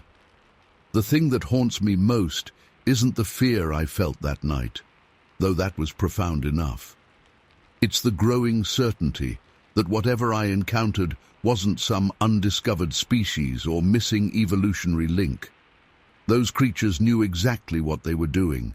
They were studying us, just as much as we were studying them. And sometimes late at night, I wonder if they're still out there, watching, waiting, and if anyone would believe us if they decided to make themselves known again. I still have nightmares about those impossibly long arms, those reflective eyes, and that deep, rumbling sound. But mostly, I dream about the way they moved, that fluid, wrong movement that no known creature should be capable of. I've spent years trying to rationalize what I saw, trying to fit it into my understanding of the natural world. But I can't, and maybe that's what scares me the most. Story 21. It was mid-January 1994, and I had just gotten my first real job after college at a small accounting firm in Marshfield, Wisconsin. Sarah was still in her senior year at UW-Stevens Point, about 30 minutes away. That weekend, she'd driven up to visit me in my tiny new apartment, and we decided to take my beat-up Jeep Cherokee out for a drive through McMillan Marsh. I'd recently bought it used specifically for Wisconsin winters, and I was eager to test it out in the snow. The weather that day was exactly what you'd expect from a Wisconsin winter. Gray skies, temperatures hovering around 15 degrees, 9 degrees, and about 8 inches of fresh snow on the ground from a storm that had blown through earlier that week. The marsh itself was completely frozen over, and the bare trees were covered in frost, creating this eerily beautiful winter landscape. We'd packed thermoses of hot chocolate and some sandwiches, planning to just drive around the wildlife area and maybe spot some winter birds or deer. Sarah was really into wildlife photography back then, and she'd brought her camera along. Looking back, I'm still frustrated that she never got the chance to use it when it really mattered. It was around 2:30 p.m. when we turned onto one of the service roads that ran along the dikes, separating different sections of the marsh. The snow wasn't too deep, thanks to the wind that had blown across the open marshland, but it was still slow going in places. We weren't worried, though. The Jeep was handling it well, and we were having fun catching up and reminiscing about winter adventures from our childhood. That's when everything changed. We were driving along one of the longer dikes, with frozen marshland stretching out on both sides, when Sarah suddenly grabbed my arm so hard it hurt. I remember being annoyed at first, thinking she was just being dramatic about seeing a cool bird or something. But when I looked at her face, all the color had drained from it. "Stop the car," she whispered, her voice trembling. "Kelly, stop the car right now." I slowed to a stop, the engine idling quietly. Sarah was staring straight ahead, and when I followed her gaze, my entire body went cold. About 150 feet ahead of us, standing right in the middle of the dike road, was something I still struggle to describe all these years later. At first glance, in that split second before your brain really processes what it's seeing, I thought it was someone in a bulky winter coat. But then it moved, and that split second of denial shattered completely. This thing was huge, easily 7 or 8 feet tall, with a massive broad frame that no winter coat could explain away. Its fur was this strange light brown color, longer than anything I'd ever seen on a bear or wolf, probably about a foot long, and it was moving in the wind, revealing patches of pale white skin underneath. But what really struck me was its chest. The upper torso was incredibly muscular and had less fur, showing more of that pale skin. The arms, God, the arms were all wrong. They hung down way too low, almost to its knees, and they were thick with muscle. We sat there in absolute silence, both of us afraid to even breathe. The creature was just standing there, slightly turned away from us, as if it was looking out over the frozen marsh. Then it started to move, and I'll never forget the way it walked. It wasn't like a person, and it wasn't like any animal I'd ever seen. Each step was deliberate and fluid, but somehow wrong, like its joints moved in ways they shouldn't be able to. Sarah's hand was still clamped on my arm, and I could feel her shaking. I was shaking too, but I couldn't take my eyes off the thing. It took about 3 steps along the dike, and then it did something that still haunts my nightmares. It turned its head and looked directly at us. I've tried for years to convince myself that maybe it was just a bear standing on its hind legs, or maybe someone playing a prank in a costume. But when it turned and I saw its face, all those rational explanations died. The face was almost human-like, but twisted and primitive, with deep-set eyes that seemed to stare right through us. The bone structure was all wrong, the brow too pronounced, the jaw too heavy. Neither of us screamed, neither of us made a sound. We just sat there, frozen in terror, as this impossible thing stared at us across the snow. I don't know if it was 5 seconds or 5 minutes.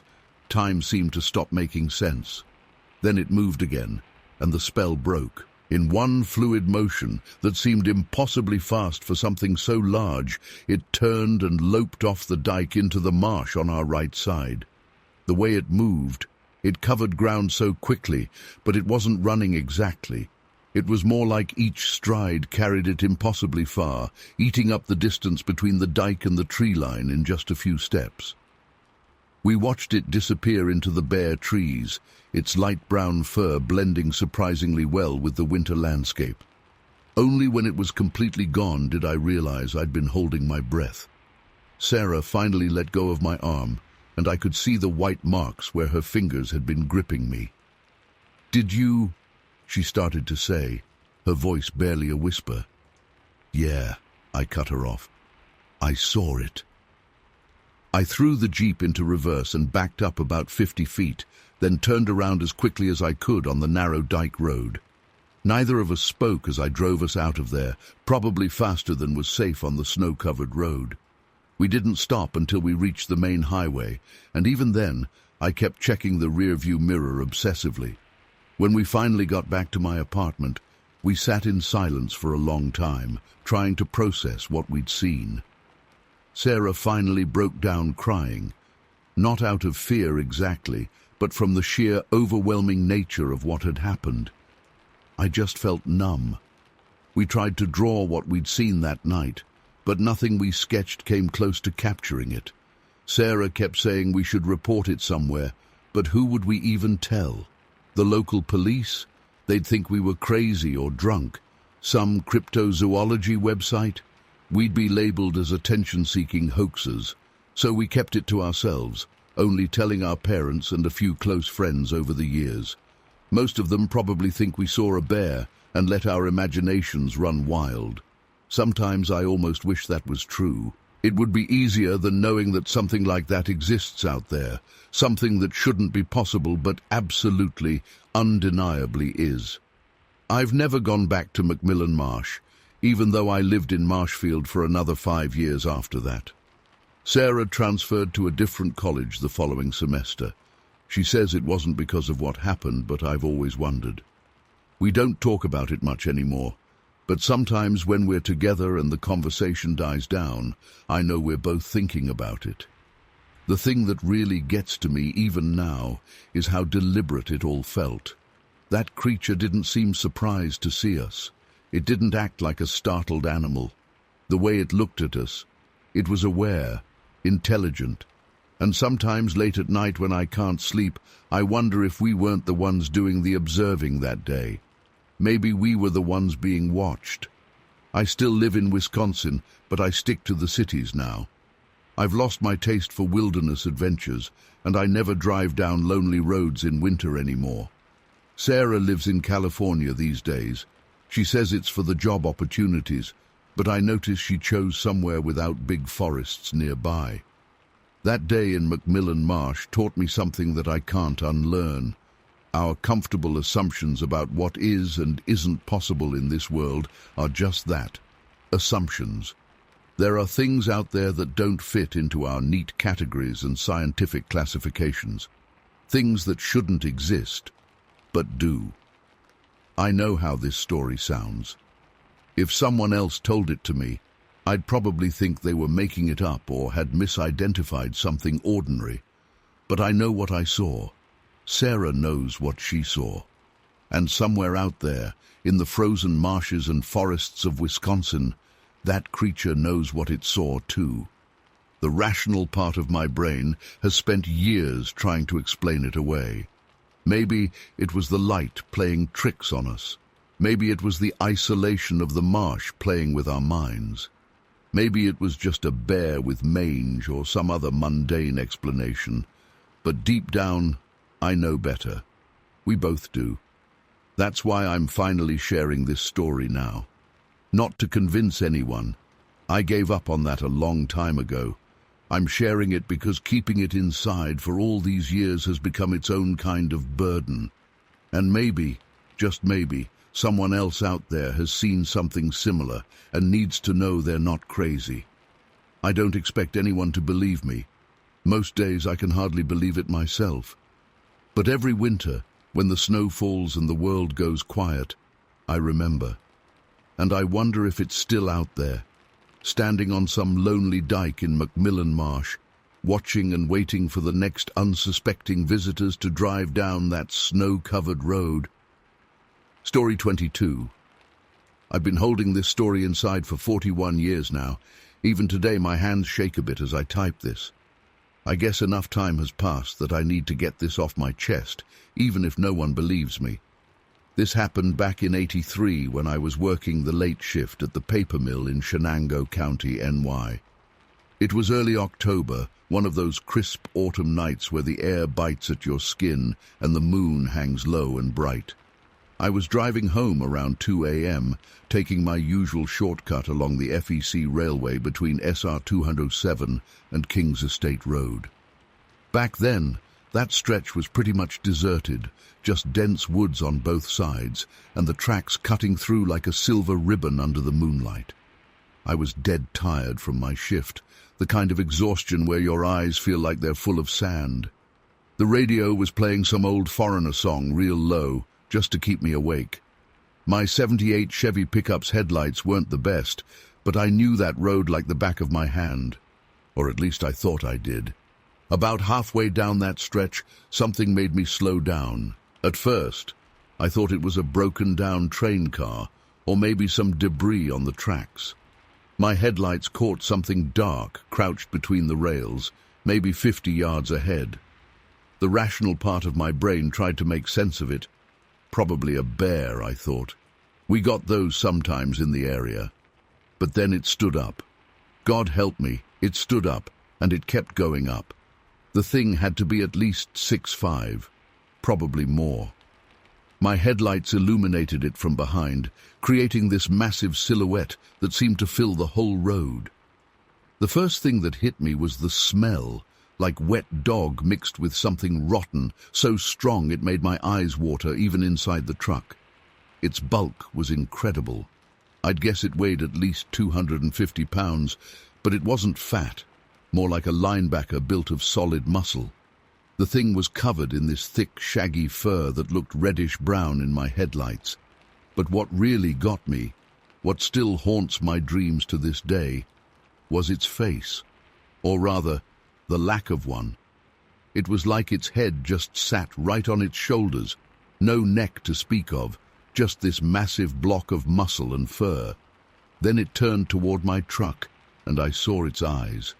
They caught the light like two copper pennies, but they glowed with their own inner fire. They weren't animal eyes, weren't human eyes either. There was an intelligence there that made my blood run cold. Those eyes locked onto mine, and for a moment, time seemed to stop. I became aware of an odd sound, a low, rhythmic thumping. It took me a few seconds to realize it was my own heart pounding in my ears. The engine was idling, and in the silence I could hear something else, the screaming of horses. See, there was this small farm about a quarter-mile back, owned by the Hendersons. They kept horses, maybe 6 or 7 of them.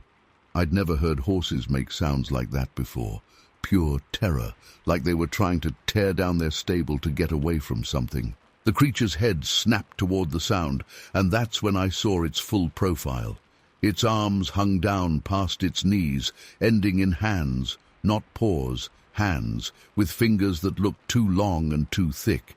Its chest was massive, like a barrel, and its shoulders were wider than my truck's hood. I sat there frozen, for what felt like hours, but was probably only seconds.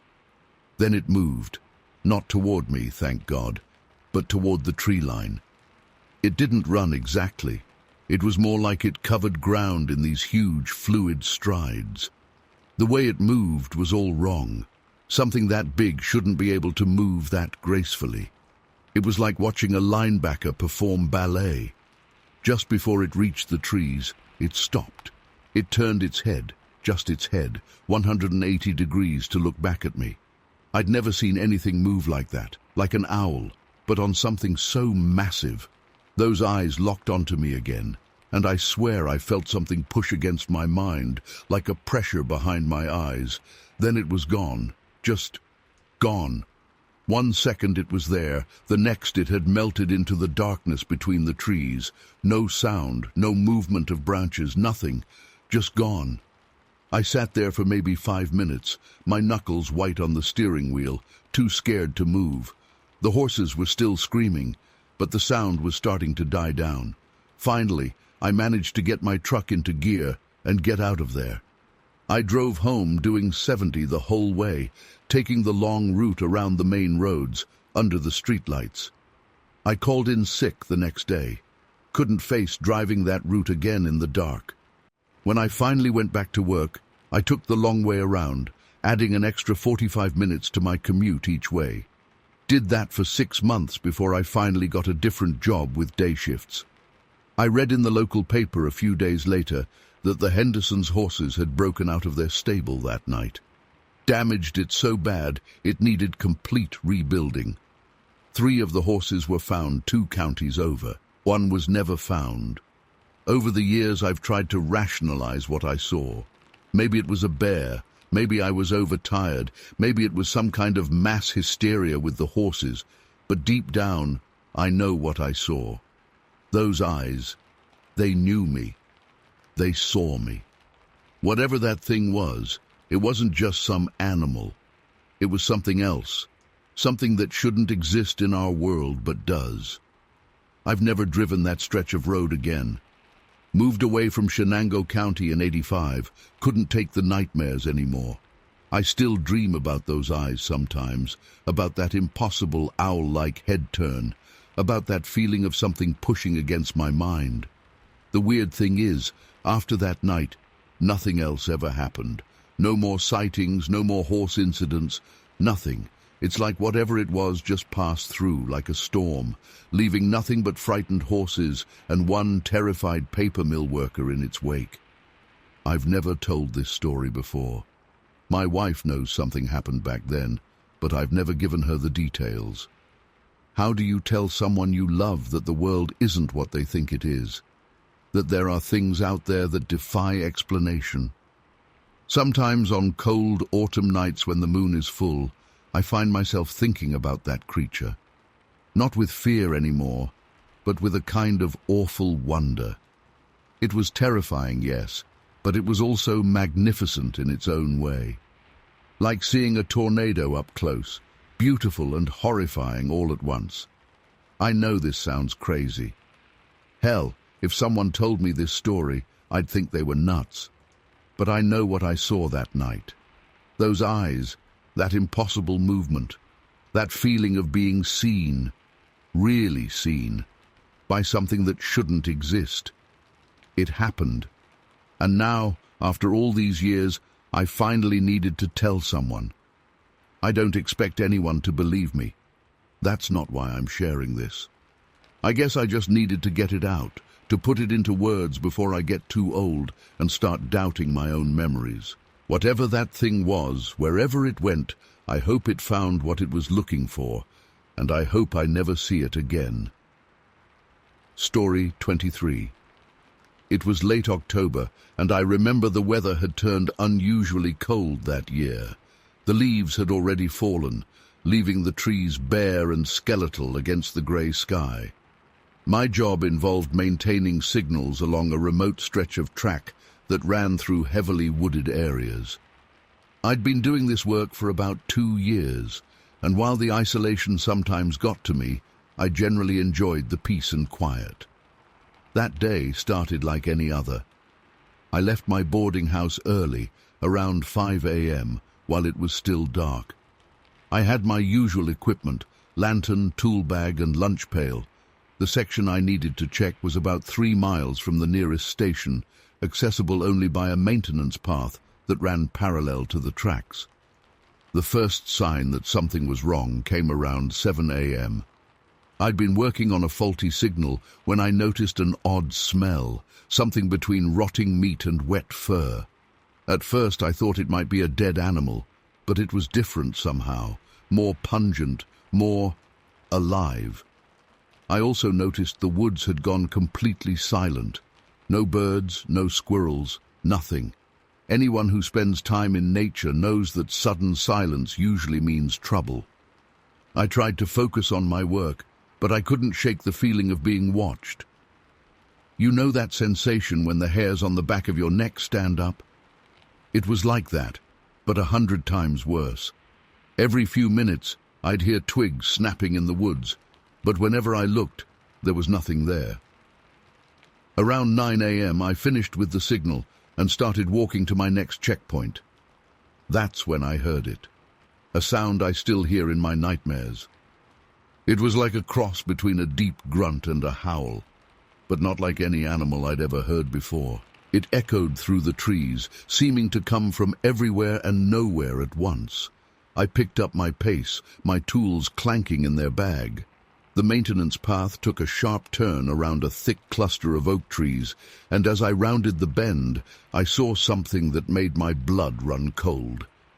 There were footprints in the muddy ground, huge footprints, easily twice the size of my work boots. They were clearly defined in the soft earth, showing toes and an arch like a human foot, but impossibly large. My rational mind tried to dismiss them as bear tracks or some kind of hoax, but deep down, I knew better. I'd seen bear tracks before, and these were nothing like them. I should have turned back right then, but I had a job to do, and foolishly, I convinced myself I was letting my imagination run wild. About half a mile further down the track, I came across a clearing I'd never noticed before. There was something unnatural about it. The trees around its edges were broken and bent, not cut, as if something massive had forced its way through repeatedly. The ground was bare, with odd depressions that looked almost like a crude shelter had been dug out. That's when I heard the heavy breathing behind me. Before I could turn around, something hit me hard from behind. The impact knocked me face first into the dirt, and my tools scattered everywhere. I tried to scramble to my feet, but a massive weight pressed down on my back. The smell, that same rotting, musky odor, was overwhelming. I felt something grab my ankles and start dragging me. I screamed and thrashed, but whatever had me was incredibly strong. Through my panic, I caught glimpses of long, powerful arms covered in dark, matted fur. The hands gripping my legs were huge, with black, curved nails that dug into my flesh through my work pants. I was dragged about 50 yards through the underbrush, my clothes tearing and branches scraping my skin. We came to what looked like a deep depression in the ground, some kind of natural pit or den that had been enlarged. Without ceremony, I was thrown in. The fall wasn't far, maybe 8 or 10 feet, but I landed hard on the damp earth below. When I looked up, I got my first clear view of my captor, and my mind struggled to process what I was seeing. It was roughly humanoid but massive, probably 8 feet tall, with a broad, powerful frame covered in thick, dark fur. Its face was a nightmarish blend of human and ape features, with deep-set eyes that showed an unsettling intelligence. The creature's mouth was full of yellowish teeth, and its breath came in hot, rank puffs that made me gag. The pit was about 15 feet across and roughly circular. The walls were steep and smooth, making climbing out impossible. The bottom was lined with what looked like old leaves and branches, creating a sort of nest. There were bones scattered around, mostly deer and other animals, but I saw what looked disturbingly like human remains as well. What happened over the next few days still haunts me. The creature would return periodically, bringing food, mostly dead animals and wild berries. At first, I refused to eat, but hunger eventually forced me to accept its offerings. The worst part was its bizarre behavior toward me. It seemed almost affectionate, in a twisted way. It would sit at the edge of the pit for hours, making soft grunting sounds and watching me with those terrifyingly intelligent eyes. But the most horrifying part was what it did to prevent my escape. Whenever I tried to climb the walls of the pit, it would grab me and pull me back down. Then it would hold me down and begin licking my hands and feet with its rough tongue. The first time, I thought it was going to eat me, but it became clear it had another purpose. The repeated licking would wear away at my skin until it was raw and bleeding, making it too painful for me to try climbing or running. The creature seemed to take a particular interest in my reactions to pain. It would watch intently as I winced and cried out, tilting its head in what seemed like curiosity. Sometimes it would make sounds that almost seemed like attempts at communication, not quite speech, but definitely purposeful vocalizations. I lost track of time in that pit. The days blurred together in a haze of terror and pain. The creature's visits became more frequent, and its behavior grew increasingly intimate in ways I can barely bring myself to describe. It would try to groom me like a mate, running its massive fingers through my hair and pressing its body against mine. The physical contact was revolting, but any resistance was met with aggressive displays that made it clear resistance would be futile. My rescue, when it finally came, was almost as bizarre as my captivity. One morning, I woke to find the pit empty of the creature's presence. I could hear distant gunshots and shouting.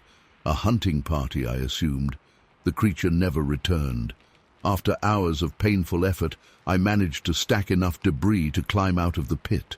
I stumbled through the woods for what felt like hours, before finally reaching the railroad tracks. A maintenance crew found me, delirious and half-starved.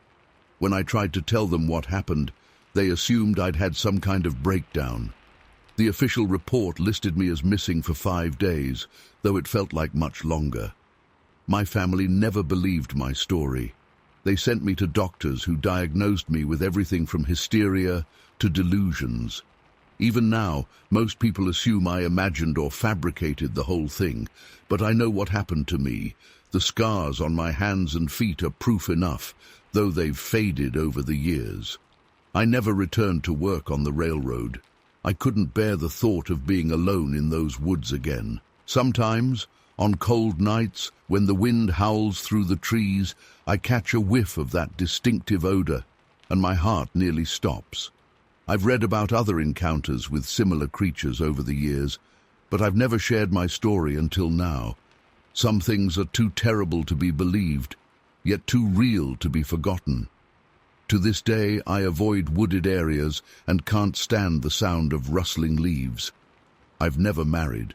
The memory of that creature's touch has poisoned any desire for physical intimacy. The doctors say I'll eventually move past the trauma, but how do you move past something that shouldn't exist in the first place? I'm sharing this now because I recently read about similar incidents in the area where I was taken. People need to know these creatures are real, and they're not the gentle giants some want to believe them to be. They're intelligent, strong, and capable of terrible things. If you're ever in the woods and everything goes quiet, if you catch that distinctive smell or hear strange vocalizations, run. Run as fast as you can, and don't look back. I still wake up some nights in a cold sweat, feeling those rough hands grabbing me, that coarse tongue on my skin. The physical wounds have healed, but some scars go deeper than flesh. I know most people reading this won't believe me, and maybe that's for the best. But I know what happened to me, and I know it's still out there somewhere in those dark woods, waiting for its next victim.